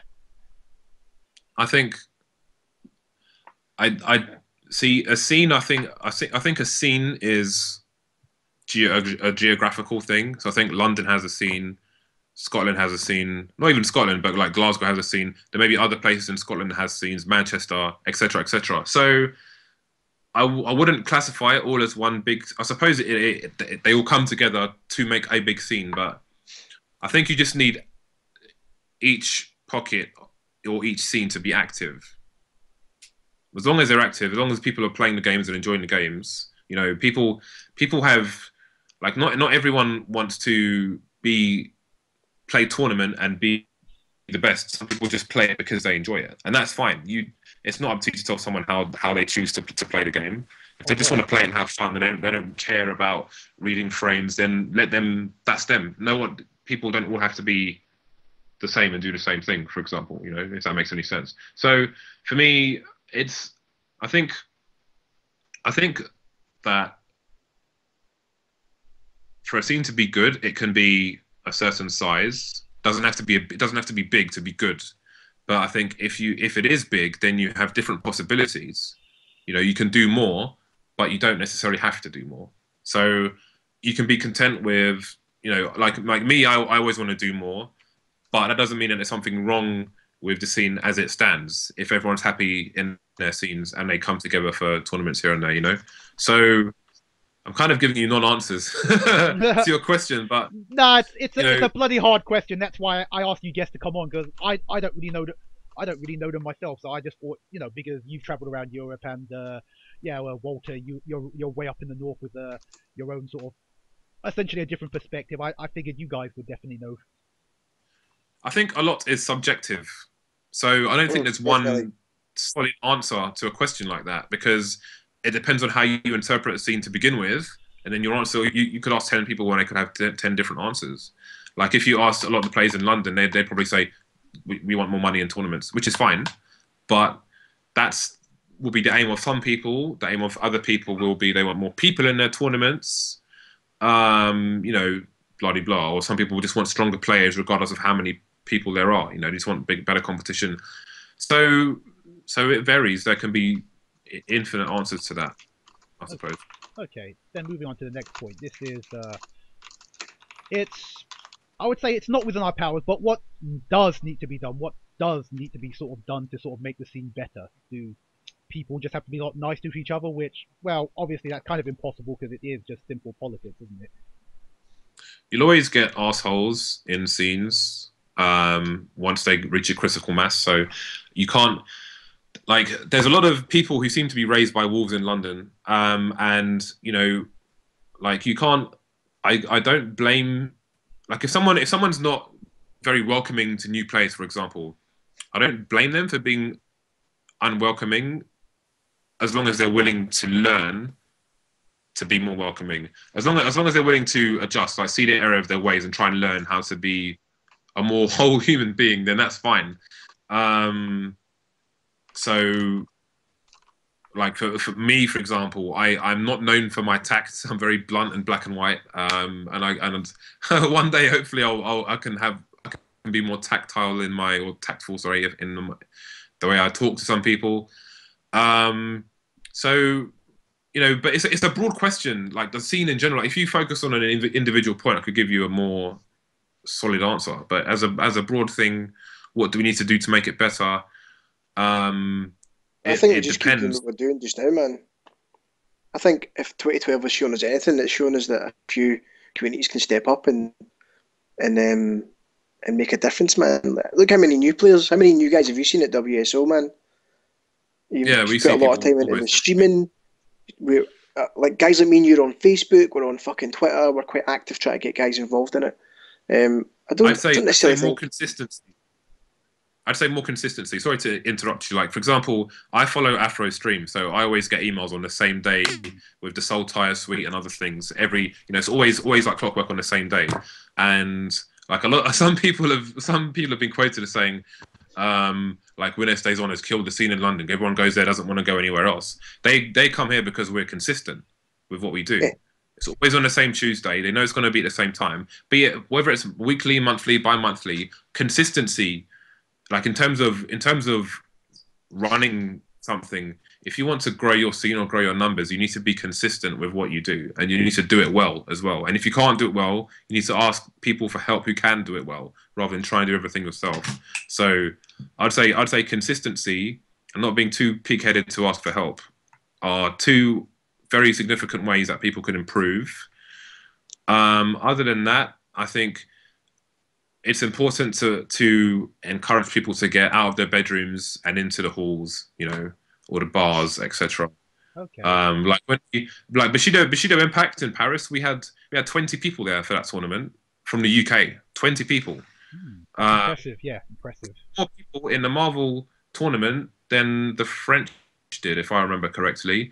So those guys are on it. They're hungry, and because they come out, you come out of the bedroom. Like Shuffle doesn't live in London, but he comes down to when it stays on. We had the twins, not the Dentons, but the Mortal Kombat twins, Ketchup and Mustard. They live in, I think it's Oh, either Norwich. yeah, shout out to them guys. Yeah. They would come down to when it stays on every 2 weeks because they'd have Mortal Kombat sessions in the back behind the desk. They were hungry and they came out. They made friends with people and that grew the community. And like I think last World Game Cup we had 45 people from the UK and Ireland at World Game Cup, which is bananas. It's the biggest we've had yet, and they're all friends. I was hanging out in the Irish room the first day I got there. Then I was in I don't even know whose room it was. The next night, and so on and so forth. So I think the way to grow the community is to encourage people to come out. Like I'm Sort of Daddy, for example. He said to me about 4 months ago, "I'm going to come when it stays on. I'm going to come when it stays on," and he eventually did. I think there's that little nervousness before you first come because you're isolated. But you first come, you go there, then you make friends with people, you get familiar. Then now he's there every single week without fail. So yeah, I say encourage people to get out of the bedrooms and into the event spaces. That's it's how you, interesting actually. Is what you're saying about people complaining that your event has killed the scene. I'm Still the Daddy has definitely gotten better because he's been attending your event. He's been coming to your event and he went to Street Fighter 25th and he smashed up some Japanese guys. yeah, he did amazing. Those It are was the so results, good. man. Yeah. Yeah, and the London guys got really behind him, and like they made everyone Oh, we close all did, together. man. I Yeah, drank like 12 cans of beer. I was screaming like a fucking idiot. that's how he socializes people. Just get the beers in, man. Yeah, man. Um, but yeah, that's how your community grows. It's by getting because like you can talk to people online, but when you meet someone, you have a completely different rapport with them, and it strengthens your rapport in the other ways you communicate with them. So I think that's important, and that's why we need a reliable website for the UK because you play a lot of people online. Like if someone does something stupid online, if I'm playing ranked, for example, and I jump in on someone and they don't answer, I will jump in continuously. I won't do anything else but jumping medium kick until they block it. If they don't block it, then I'll just be it for the whole game. And then I'll send them a message. I jumped in on you X times and you didn't block it or anti-air at once. Sort yourself out. And people will be like, oh, thanks a lot. And then that's how you get talking to people. And direct them to, say, Neo Empire, and then they see, oh crap, there's all this stuff with the community, and then they come out, and then you grow your scene that way. But we don't have that. We don't have anywhere where we can direct people, even when it was online. We didn't have that. Like there was someone at Winner Stays On who said that he watched Cross Counter and Gutex and had no idea about the UK scene, and came across it by chance seeing some stream of mine on Event Hubs or something. Because there's nowhere. But that's another reason for a European website, but also that's also for a competent UK website, because there's nowhere for them to go. There's no source of solid information. So someone needs to sort that out. Yeah, there's no base. That's exactly it. We guys the exact same, who discovered us by mistake when they were watching. They were watching Cross Counter. This is the same story, man. They were watching Cross Counter. They fucking followed Z or Gutex, who retweeted something about us. So he found us, and he lives in Glasgow. So he found about his Glasgow scene from some guy stays in fucking California. Told him about a fucking scene in Scotland. It's insane. Mm. Yeah. So we need people to step up in terms of getting people out of their bedrooms, and the other stuff I can't remember now. People shouldn't be scared to travel, man. People should definitely not be scared to travel. Yeah. Okay, one other point I'll add, again, because it's in the bracket of what has to be done but may not serve in our power. I definitely think we need a lot of new blood, because it is kind of, you kind of notice a lot of people in our fighting game scenes, the average age is sort of like 20s to, even pushing into their 30s. I mean, we do have some young faces, because, I remember when I was covering for Winner Stays On, you had that, was it a 12-year-old kid? He was like pretty cool. Yeah, we had some 12-year-old little dudes playing. But yeah, when you can, cool. But yeah, it's like whenever obviously I fire. Yeah, I know I'm gonna get lynched for this. Yeah, I like Black Ops. Obviously, the first thing I'm gonna do is hit Mutor, because you hear nothing but damn kids. And I'm just thinking, why is it that our fighting games aren't getting enough of this young blood? It's just. I think that's a global issue, and I think a lot of that is lack of features in the game itself, which hopefully should change in the next generation of games, probably on a new console, because I don't think there are going to be any new releases on this of properly new games on this generation. But for example, if you look at Counter-Strike, I mean, it's a lot easier with PC, because I think it costs $10,000 if you want to do an update to a game on Xbox, for example. So if you think about it, that's a whole lot of money. Well, when you're not making any new sales. But you look at Counter-Strike, for example, the new Counter-Strike Global Offensive. When there's a tournament on, no matter where it is, I logged on the other day and they were like, "There's a tournament in Kiev on Twitch TV. This is the address. Go and check it out." And I think that, because I think the large majority of players just play online and have no idea about the community or even event hubs. I think the casual player has no idea what's going on at all. And like one where I had high hopes was in Mortal Kombat 9. They have a message of the day when you log in, but I've never seen anything useful on there ever. But it's not just down to us, because I mean there are ways we can do it, and there are ways that the developer can do it as well. And I think the lion's share is with the developer. Although I think getting us in the right places, like for example, EGL I think is good, because you have a mixture of games there. On top of that, EGL within an expo is even better, because you've got the people, the audience, are looking for the new games. Like, holy crap, what the hell is this competitive stuff going on over here? So it's just awareness and how you get that. And I think a lot of it is actually developer rather than community, but there is a community part as well. But I mean, word of mouth is an important one. And again, it comes back to having a place to send people to find information about, I'm in Glasgow. Oh shit, there's a scene in Glasgow. There's nowhere right now. You have that thing on event hubs, but that does not count. You need a dedicated website for the UK. Yeah, even the main name, event hubs. It's like, that doesn't make sense. If you Google fighting game scene, right, or fighting game scene Scotland, it's not. Let's Google it right now, right? Let's look at fighting games Scotland, right? What comes up? Shoryuken comes up before versus Scotland comes up. You know what I mean? Just weird shit like that. There's no event hubs. There's no event hubs listed here. It's just not. It's such a specific domain. You'd have to type in event hubs to find it. I think the biggest thing for 2013 is that the community needs a home, and I think Neo Empire has become like a shed in the garden that's been ravaged by the wind and has panels missing, and the rain is coming through. Those You flapping sit in window there and guards. you get hit by hailstones, and no one's there to help you. And I think it's been long enough for something to be done about it. And now the website doesn't even display. I spoke to someone, one of the mods who isn't an idiot, who said that someone was working on a website, so it hasn't disappeared. It will be back, but you could at least put a placeholder up saying, you know, some work is being done. If you can't even do that, then there's just really no hope, is there? That was my point entirely earlier. Lack of information is the worst curse for that place, man. That's ultimately its downfall. In short, something else needs to rise, run by different people. So yeah, I think that's the most important thing. I think Electro on a new site, but I don't know what their aims are with that site. So we'll have to see. But someone that's reliable needs to do it, and there aren't that many people who are reliable. Affro, you should do it. Oh man, fuck that. Good. Yeah, I can't. First making a UK website. Brilliant.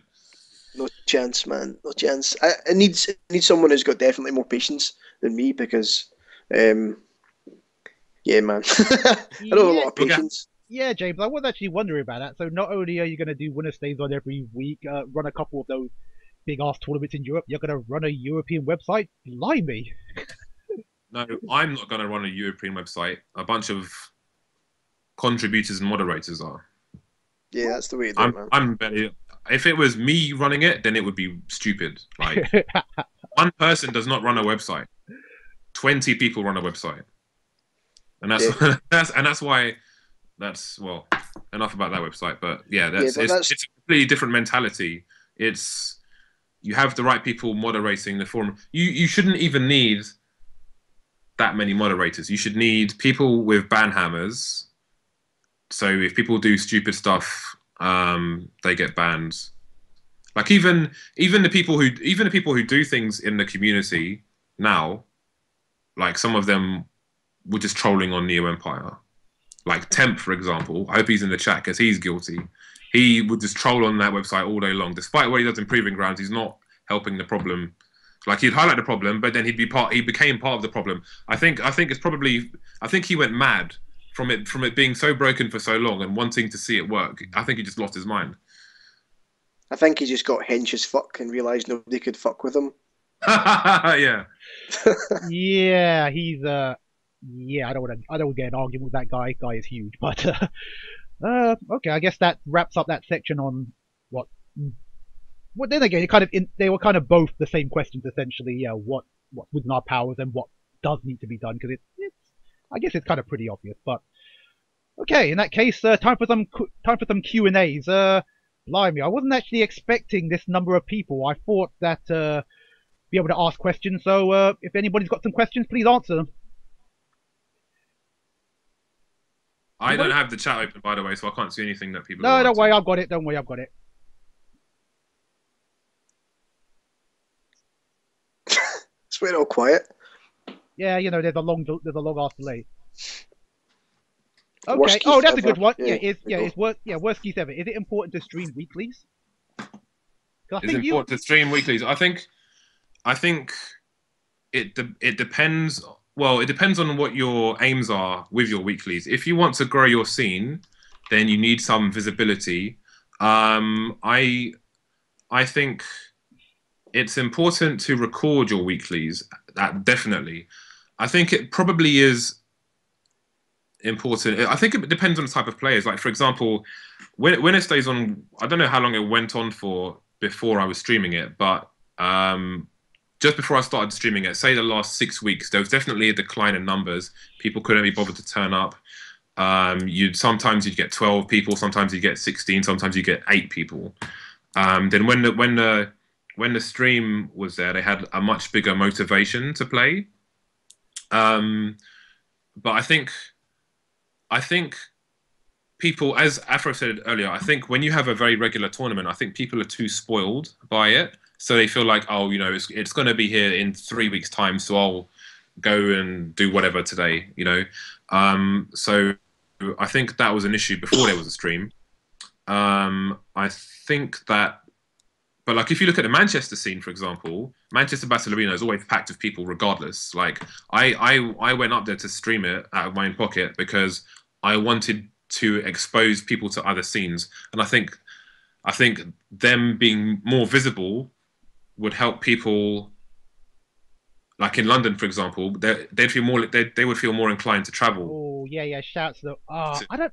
They can they can see what's going on. Don't get too carried away, Skirmish. Yeah. If they can see what's in other scenes. No, I was about to say no. Shouts to the Manchester lot, but it's kind of awkward saying shouts because obviously I get on with pretty much all the scenes, so it's like I don't really want to favour the Manchester over the Northeast guys, over the Southwest guys, over the Londoners who I think I kind of mildly insulted in my last show. I'll get to that later, but yeah, definitely shouts to Manchester because when I went to one of their battle arenas, yeah, their gamer base is just better than ours. I mean, the only bad thing is they don't have great internet, but it's a lot better than ours. It's just mind-boggling.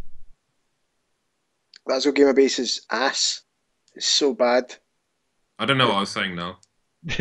You were saying that you wanted to show off other scenes and let people know there was stuff available. What you made me do. Whoa! It's you. You did this. It's over yeah, now. well, nobody likes him anyway. Okay, back to the question. Do weeklies need streams? I think it will help you grow numbers over time.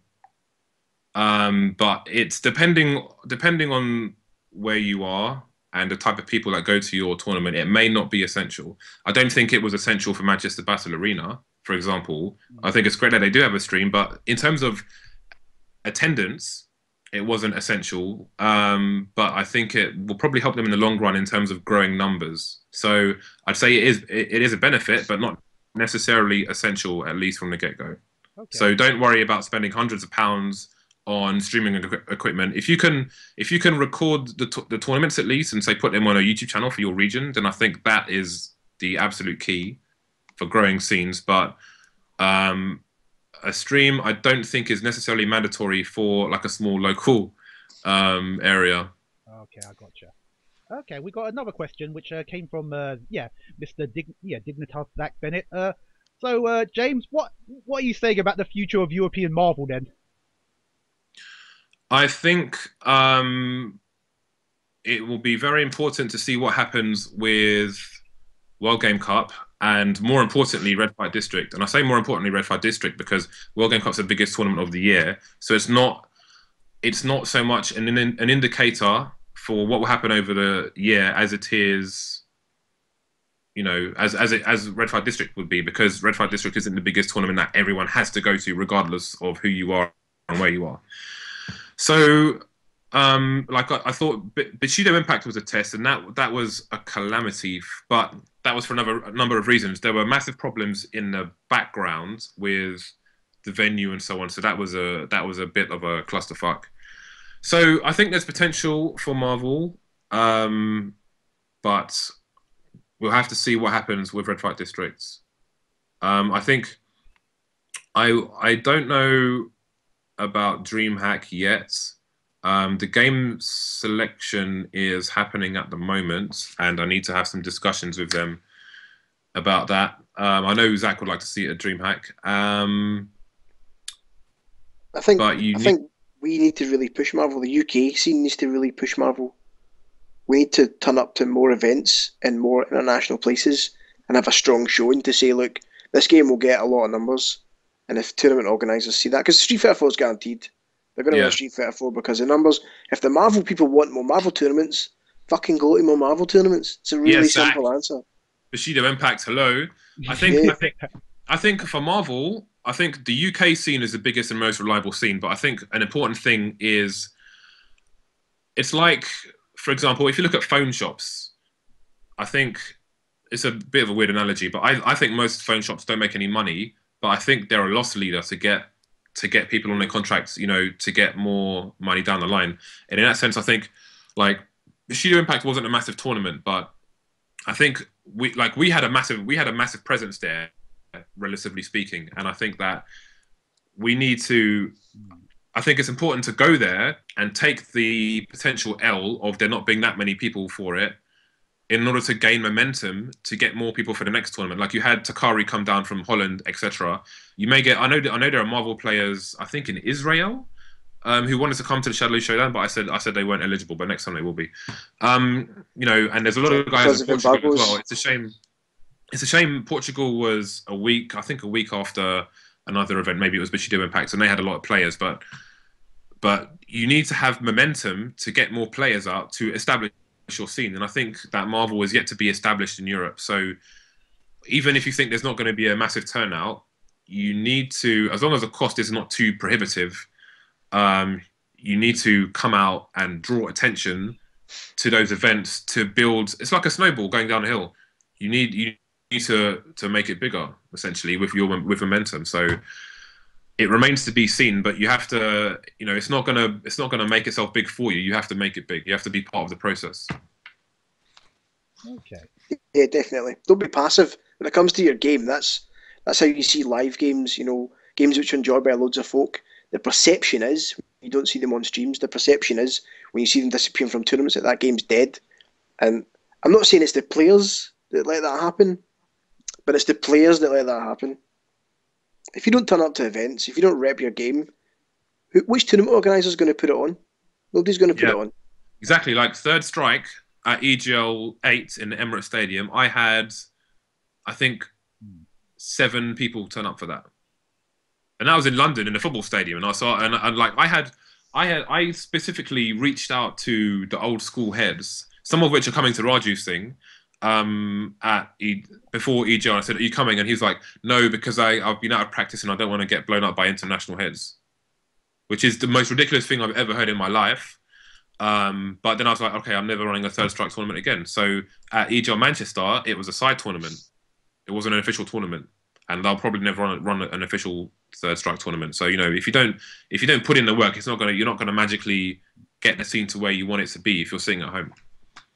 Okay, cool.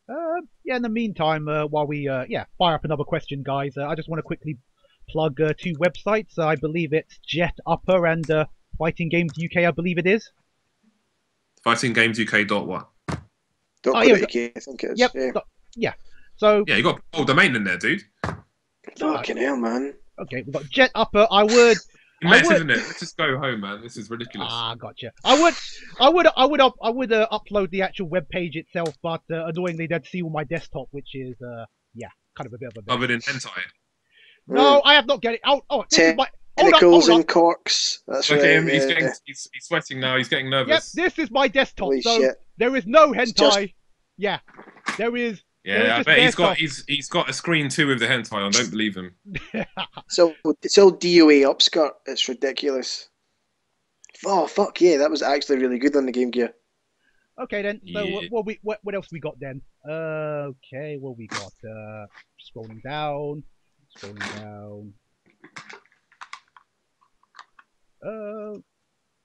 Hold up. Yeah, I should have. You know what? This is one of my favorite games of all time. G-Lock on the Game Gear. Ooh. That game. Whoa, a Game Gear, bloody hell! Yeah, man. I'm telling you, I'm old school, baby. I don't mess around with this DS nonsense. Sounds like a disease. Okay. No any more question, guys? I'll just quickly. What we got then? Oh, here we go. From Revenge Latty, we've got. Oh damn! Yeah, I should have. Yeah, I wasn't expecting this many people to be on the chat. I probably should have said post your question via Twitter. But I think Latty, Revenge Latty asked, how do you get involved in a game that is apparently dead? Well, hopefully the internet has good internet. Like you could say Mortal Kombat, for example, is apparently dead.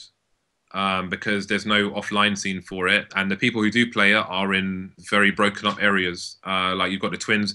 The twins are lucky to have each other, ketchup and mustard, in that they can play each other all day long, and they both love the game completely. In London, they tried to do bi-weeklies for it. They came down from Norwich or Norfolk. I think it was Norwich. or Norfolk. So they came down to play, but it's not enough, and it kind of fell on its ass. But then if you have a stream for it, then it certainly helps, because I think, especially for the smaller games, like you saw Affro said earlier, you know, he had Virtua Fighter and people came out for it. Like, for a smaller game, that is a great game, but not many people play it. Maybe it's the difficulty barrier. Maybe they're just all Capcom monkeys. No offense to Capcom. They're gonna have more enthusiasm. Like, for example, when Neo Empire's online, there's a guy in Pakistan called MK Raiden who always posts videos of Mortal Kombat in Pakistan on Neo Empire, which is cool because I love Mortal Kombat, right? But it's random because he's from Pakistan. But you know, I think if a game is dead, I mean, some games, like I've been trying to get people to play Neo Geo Battle Coliseum on Xbox Live to no avail. Whoa, seriously? Fuck Bloody that. hell! Most people can suck a dick. I've sat for an hour hoping to get one game, nothing. All right, so sometimes you're screwed. But at least you could, I don't know, you could make videos in training mode or something, and maybe you'll find someone. But if you have a game where there's at least, even if the internet is completely screwed, like Mortal Kombat is terrible, like it's really laggy, so I don't even play that. But you can at least, if you play people all the time, then you'll generally have some kind of friendly relationship with them, and maybe you can find a scene that way. But do you know what? It would be a lot easier to find people for your dead game if there was a website where you could put a post out and maybe other people who are interested could post on there, but there isn't really at the moment. So again, we come back to that common issue of there being no hub for people to discuss such things. Okay, gotcha. Before I answer Obake's question, which everyone has nicely reciprocated, again, again, I wasn't expecting this many people in a chat. I thought it'd be a nice slow-moving chat so we could read it properly. But yeah, just to ask Cheech, why haven't I got a camouflage background? Well, do you know what? And why am I wearing this smart outfit? You know, that's the funny thing. I figured I would freak all you guys out if I actually dressed up nice, because you would probably expect me to have a camouflage net, my guns on the wall, me wearing my camouflage. Yeah, I will later on. But I just thought for this very first episode, because first impressions matter, and those who aren't familiar with me, yeah, they'll see something neutral, because I've been watching a lot of those vids from that idiot Dark Side Phil, Joe Angry Gamer. I just thought those guys kind of, yeah. So I just thought, yeah, I'm just gonna be nice and neutral for my first show. You guys are lucky, man. Before we went live, he was absolutely in the buff, walking about, slinging dick. It was horrific. He was frothing at the mouth, and he had hentai magazines. Insane. Terrible, yeah. Man. Terrible. Me and James didn't know where he looked, man. It was. Whew. Okay. Yeah, I was like, that is not kawaii, baby. Yeah, man.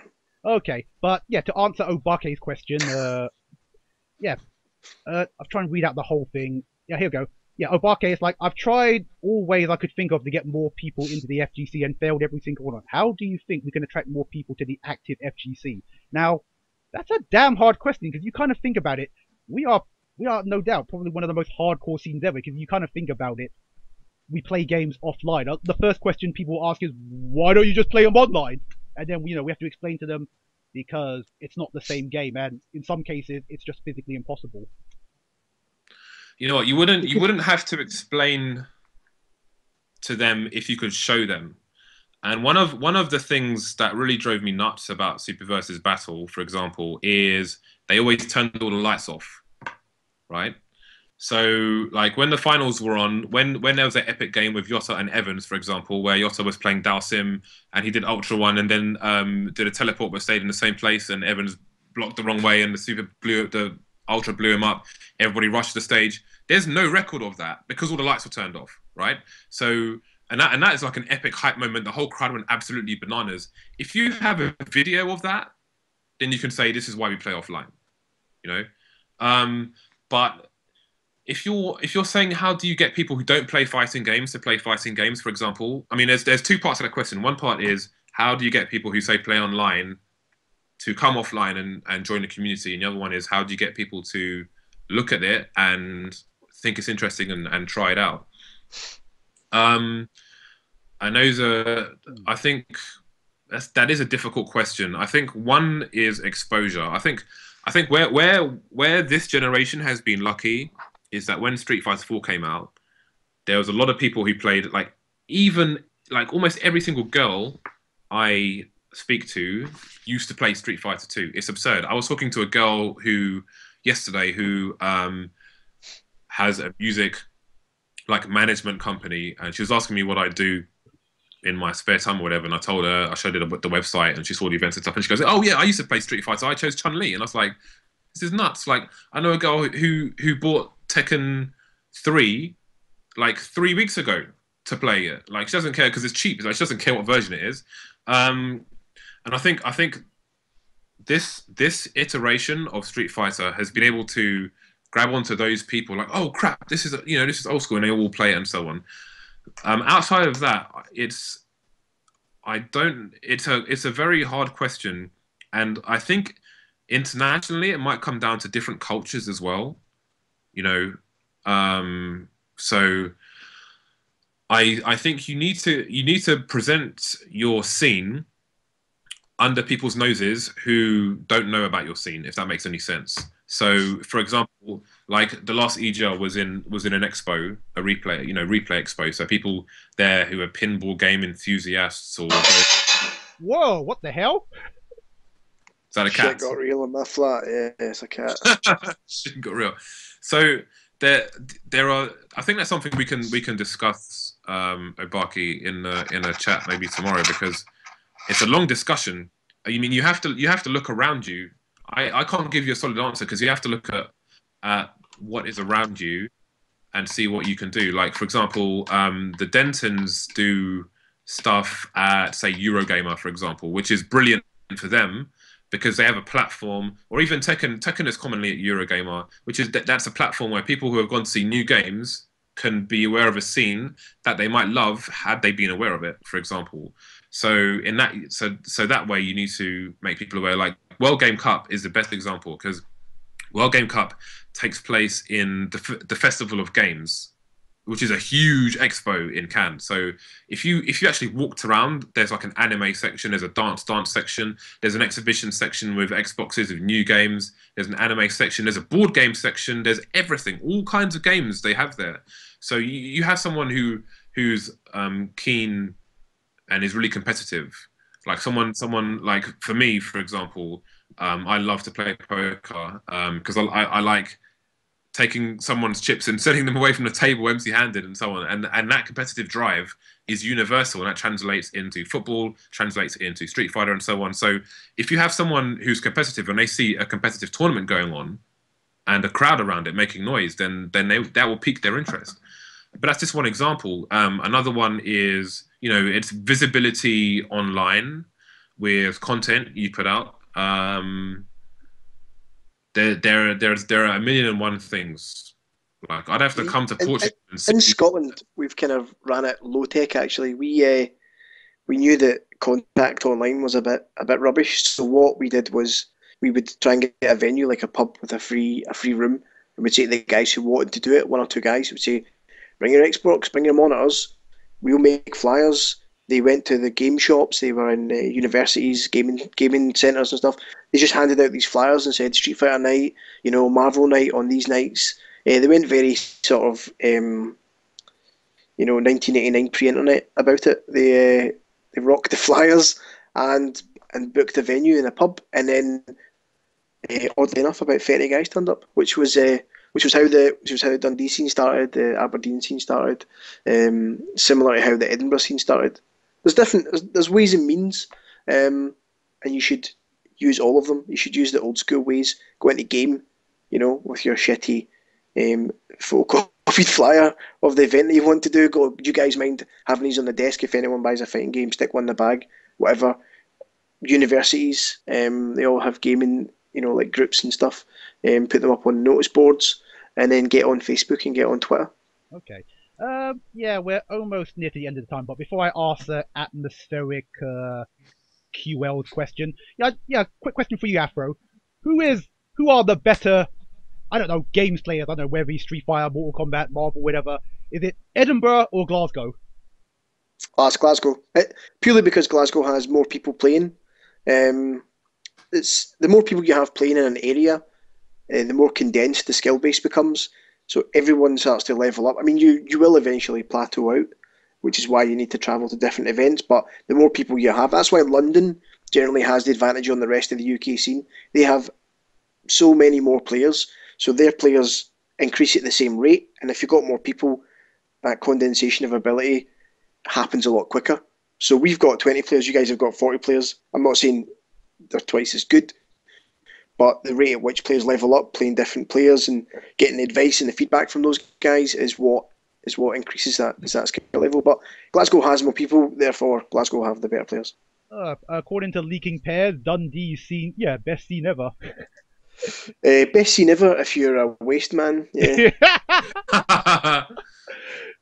Yeah, actually, can you just explain to me this the so-called rivalry between Glasgow and Edinburgh and Glasgow? It's like, from what I've read, Glasgow is smaller, but the people are a little bit more better off, whereas Glasgow is bigger, but they're a lot more working class, or something like that. I've spent enough time in Edinburgh to not really give a shit about either. It's working class versus middle class is what it boils down to. Oh, okay. It's nonsense. It doesn't. Edinburgh's really nice, except for the people. Same could be said for Glasgow. Yeah, they're both two nice cities. Okay. Edinburgh's a gorgeous city, actually. It's I've been fantastic. there. Yeah. It's got a fucking castle, and they fire a cannon. Yeah. What's not to love, man? And then bars are really cheap. So. Okay, gotcha. Okay, probably the final question because we're getting to time, and from Atmospheric QL. Any advice in getting a local scene set up in your area? I have a PVR so I can record matches and getting it known, but getting a venue is a tough thing. Tips are welcome, guys. The area of interest is Peterborough in Cambridgeshire. I'd say look at universities. Some specific experience. Anybody come from Peterborough in Cambridgeshire? I think your best bet is universities. If you can hire a hall there for multiple reasons, you're bound to find geeks there who love games. For one, for two, if you can use a hall there, you're likely to get a hall cheaper than anywhere else in the area. Also, they'll have notice boards and so on, and it's because you have students there. You have a lot of people who will be your target group, and you can flyer them. You can flyer all over the place. Like literally, when we did that launch event, we flyered everything. We flyered game stores in Brixton. Like it was ridiculous. So I say a university is your best bet. If you use a room in a pub or something, there are some places that will give you a room for free, but they will want a minimum spend at the bar, so that's not so good. Not a problem in Scotland. Oh yeah, I can definitely. No, I can definitely reiterate that experience because when I was streaming some Tekken Snake Pit events, they did not want anybody obviously bringing food into the venue and whatever. People are quite dumb with things like that. Like I've seen, we did an event in a pub once, and people were coming in with like McDonald's bags and stuff. Like, no, dude, no, you can't bring McDonald's in to a pub and sit there with your Coke, drinking your Coke in a pub. Like, it's not a youth club, which is if you could find a youth club, then that would be brilliant as well. A lot of people treat, at least in London, treat things like a youth club and don't really think and that things like that happen. But yeah, I'd say a uni is a good place to start a scene. If there's more than one, then go on a tour by all means. Say you do one a month and there are 4 unis, for example, in a reasonable area, or there are 4 unis that will let you use a room or hire you a room for a reasonable amount of money. Then go on a tour of unis, but flyer each uni each time. Like if you plan. If you're going to uni A and advertising something at uni B, then that's probably not going to work. But if you put, say, 4 dates on there and say uni A, B, C, and D, so it's always got the name of the relevant uni on there, you can fly them all at the same time and potentially get a good turnout from there. And if you're flying them for each event, then someone who may not see the first one may see the second one. Just put a big Ryu on there or something. So I think that's a good idea. That's what one of our groups did. They did exactly that. They stuck a big fuck off picture of Ryu on their flyer, and then everybody instantly knew where it was. always flyer computer game shops as well, especially Mm. computer exchange shops. Okay. So I'd say unis, yeah. Unis are probably a good one. Well, probably the best one.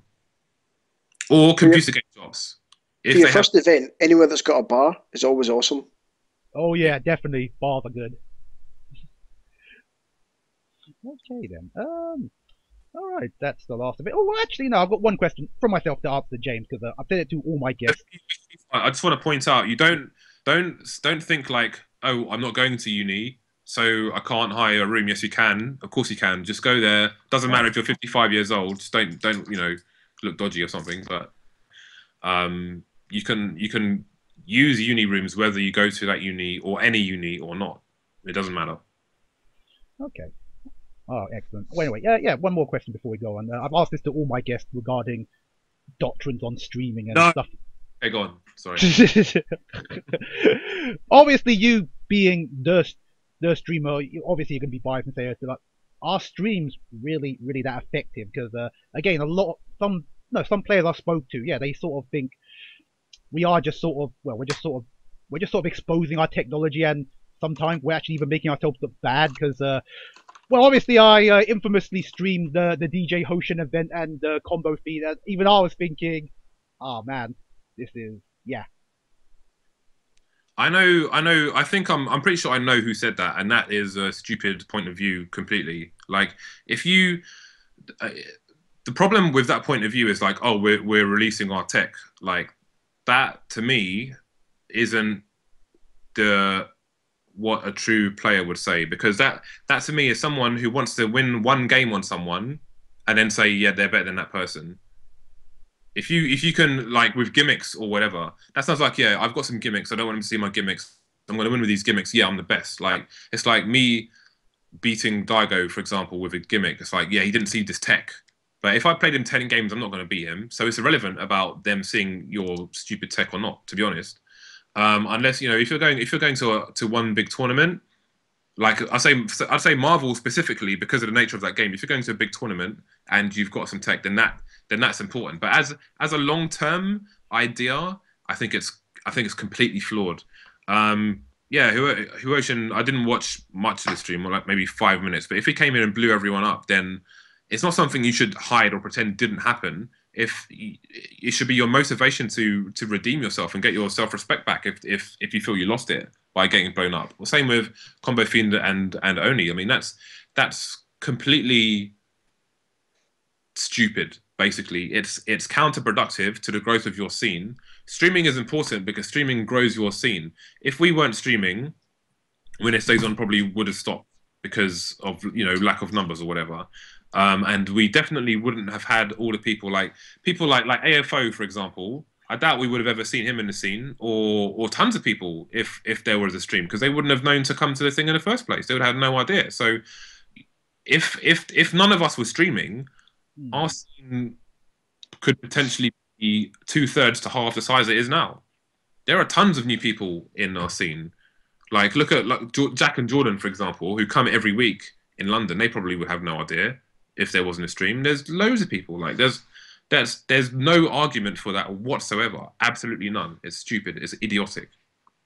Okay, I gotcha. A little bit of a follow up because So just for my curiosity, yeah, I gotcha. Yeah. who was it that said that streaming tech was a shit idea? I'm pretty sure I know who it is, but I don't want to say it and be wrong. I'm not 100% sure. So I'll tell you who I think said it earlier, but it's not a prominent person. I think it was a KOF player.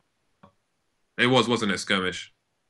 Well, we'll have a conversation after I turn the stream off. Yeah, sorry guys, you have to be a guest to get on the inside. I know who it is. It's no one. Anyway, we'll talk about it later. Oh, gotcha. But okay. Oh, actually, no. Yeah, again, I know we're supposed to close the stream, but just to follow up the question, because some people said, James, that you're destroying the scene because of the way you stream, or because I know you answered that earlier, but the other question that was also addressed was why don't you stream other games? Because you do seem kind of only focus on Capcom ones. It's just a matter of time. Like, if you look before, I was I was streaming every Tuesday and every Thursday, right? And that's I have a girlfriend, by the way. I've had a girlfriend for the last 6.5 years, and I was streaming every Tuesday night and every Thursday night. I was dragging a suitcase to work, which is down here somewhere, but I'm sure if you follow me on Twitter, you would have seen it. You'll see it tomorrow in Gamerbase. So I would drag that. As I will do tomorrow. I would drag that suitcase to work with me, and a stick in my backpack as well because I always play. Then straight after work, I would go straight to the venue, set up the stream until 11:30 or 12, then go home and go straight to bed. Probably wouldn't talk to my girlfriend all day that day. Also, what made it even worse was on Thursdays, I was going to some networking thing my boss made me do at 7 o'clock in the morning. So I was getting up. Jesus Christ. Yeah. So I was getting up at like 5:30 in the morning, going to some stupid meeting at 7 o'clock in the morning, going to work, and that was bringing a suitcase there as well. Going to work, then going to do the stream, then coming home at like 12:30, and then going to sleep, being completely effed the next day, and that was too much. And then Gamerbase started charging Logan an exorbitant amount of money to run 2 weeks, so it wasn't really viable anyway. And he still doesn't. I mean, he makes a loss from running it just 1 day a week. Oh, really? But I mean, yeah. Okay. Sorry. I thought there were rumors that apparently you got the location for free. You can. Well, yeah, we did once upon a time, but business is business at the end of the day. We were lucky to have it for that long without paying for it, to be honest. So, yeah. So for me, it was too physically taxing to do it twice a week for 5-6 hours a night. And if I want to keep a girlfriend, it's not really wise. No, that's fair dues, yeah. So outside of that, like that's the weekly. So the weekly now is 1 game a week, and we were doing 2 games a week.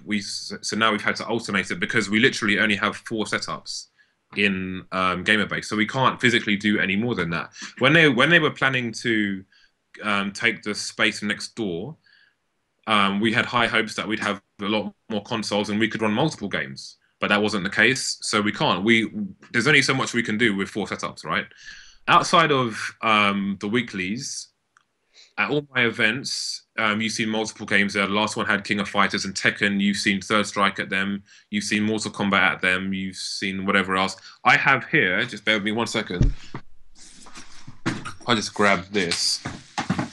Like, I've got 2 over here. I've got 2 humongous boxes, which just filled with streaming equipment. And I've got 7 over here that are just smaller ones that are also filled with them. One of the things in here is like this is a Dreamcast stick. Now you all know I've got that is mint. That is mint.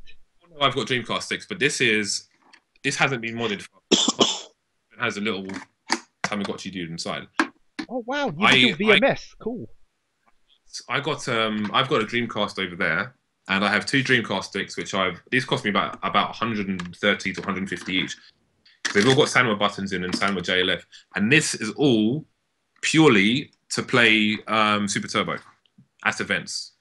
So to say that I think some people are jealous, to be honest with you, to say that I'm killing anything because I only run X games. And I think those are the same people who I mentioned before. If you're not happy with something, then do something about it. If you're not happy with the way things are, then make your scene better.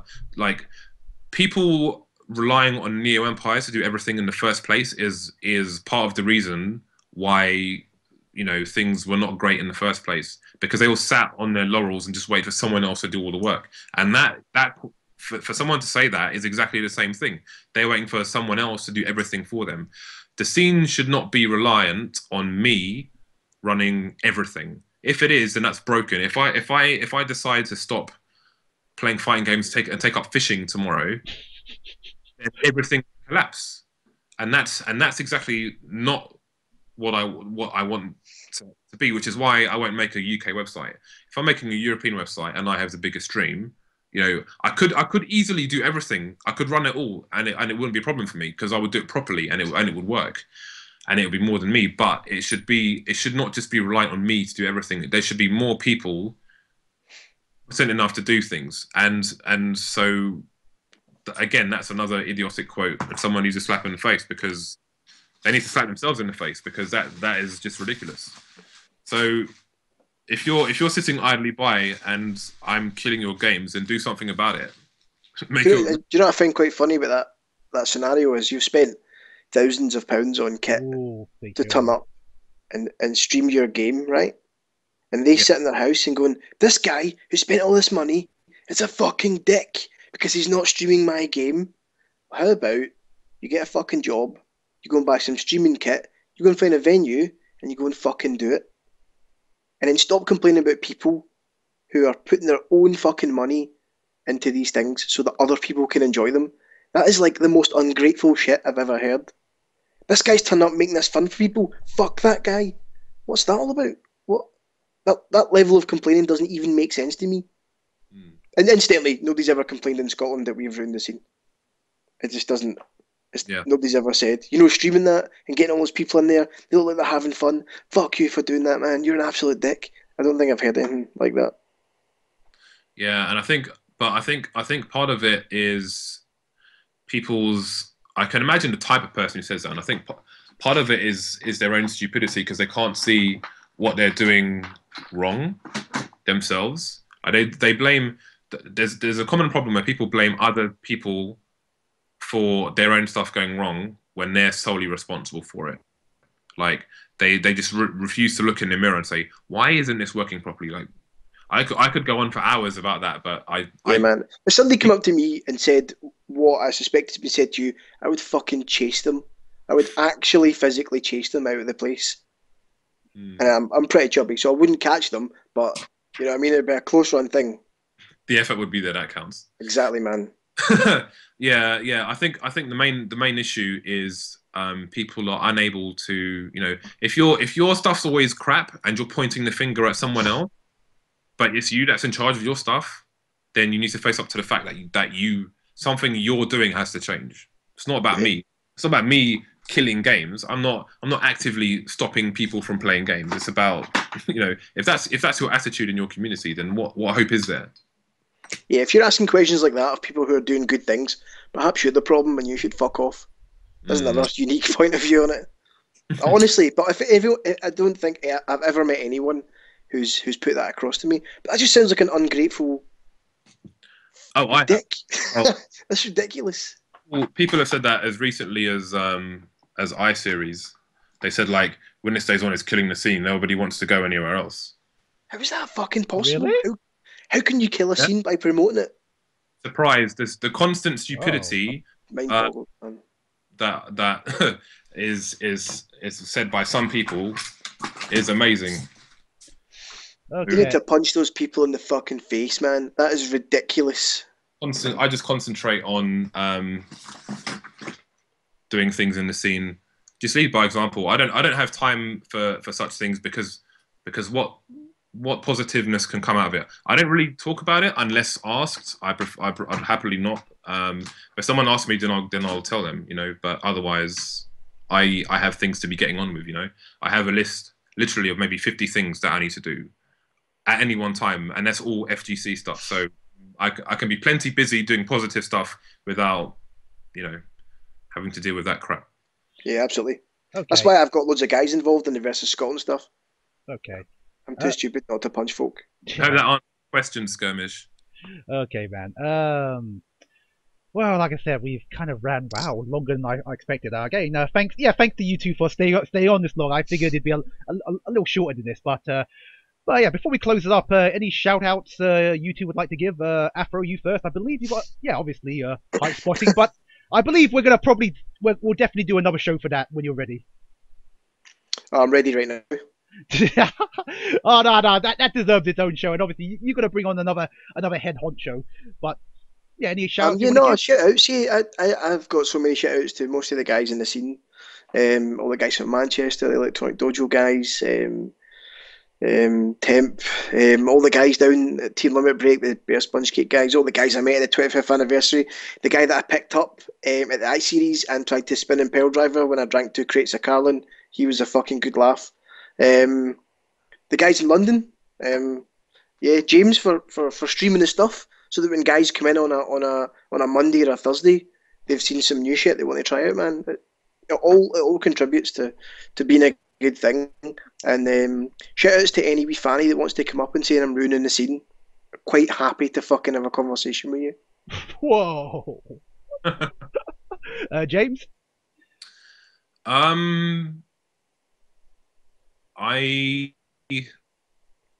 It's a difficult. Well, it's not difficult, but what, giving shout outs?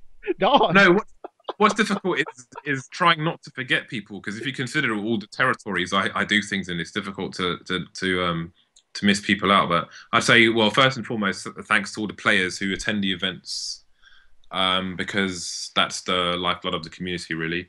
And I'd say a big thanks to Logan. I'm not always the easiest person to work alongside, and especially for his own effort as well, because you look at the scene in London, like he created the current scene we have. The current active scene is down to him, nothing to do with me. I just broadcast it, all the events and stuff. Yeah, when it stays on, and is him, and they're on at his expense. Like the streamers run at my expense, the scene is run at his expense. So, to be honest, I'll give him a shout out, and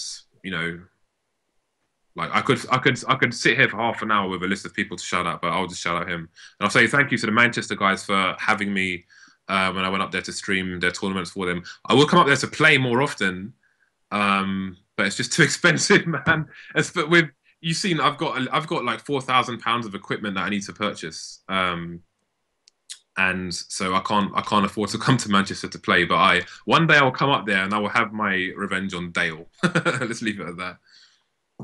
Yeah, Logan Sam is sick, man, but a boy has some fucking lungs. Oh, fuck yeah, for sure. He is loud, man. I was standing beside him at the 25th anniversary, and I thought he had a megaphone, right? I was like, turned around, it's just him. The boy is good. He's a good TO, man. Just wish you'd stop farting it when it stays on, because I have to sit next. Oh, is it bad? Yeah, it's eggy. It's eggy white man fart. It's not good. Bad. Oh, yo, mine's a much worse, man. I eat haggis and black pudding. You don't want to be around that shit. You feel like you've had a meal after you've absorbed it. I had a haggis in Edinburgh, and it had a flag. It was presented to me with a flag on. It's brilliant. Loved it. Oh, okay. In that case, like I said, we're gonna close out the show, and thank you very much to my guests for coming on, and so thank you very much, James. Thank you very much, Walter. No worries. Okay, and next week there should be another show. And I can announce the title of the next show. It's regarding the scene. Yep, we're doing the flip side of it, and we've got one of the guests confirmed. I'm just waiting for the other one to confirm it. So there should maybe another episode next week. But other than that, thanks for massive props for all those that have tuned in, because I wasn't expecting to get these kind of numbers for this stream. Because in all honesty, I don't get these kind of numbers when I'm streaming fighting games. So for people to actually tune into my chat show, I really appreciate. But before I go, plug. All up. Remember to like, follow, subscribe. I really do appreciate it. But anyway, catch you later, guys.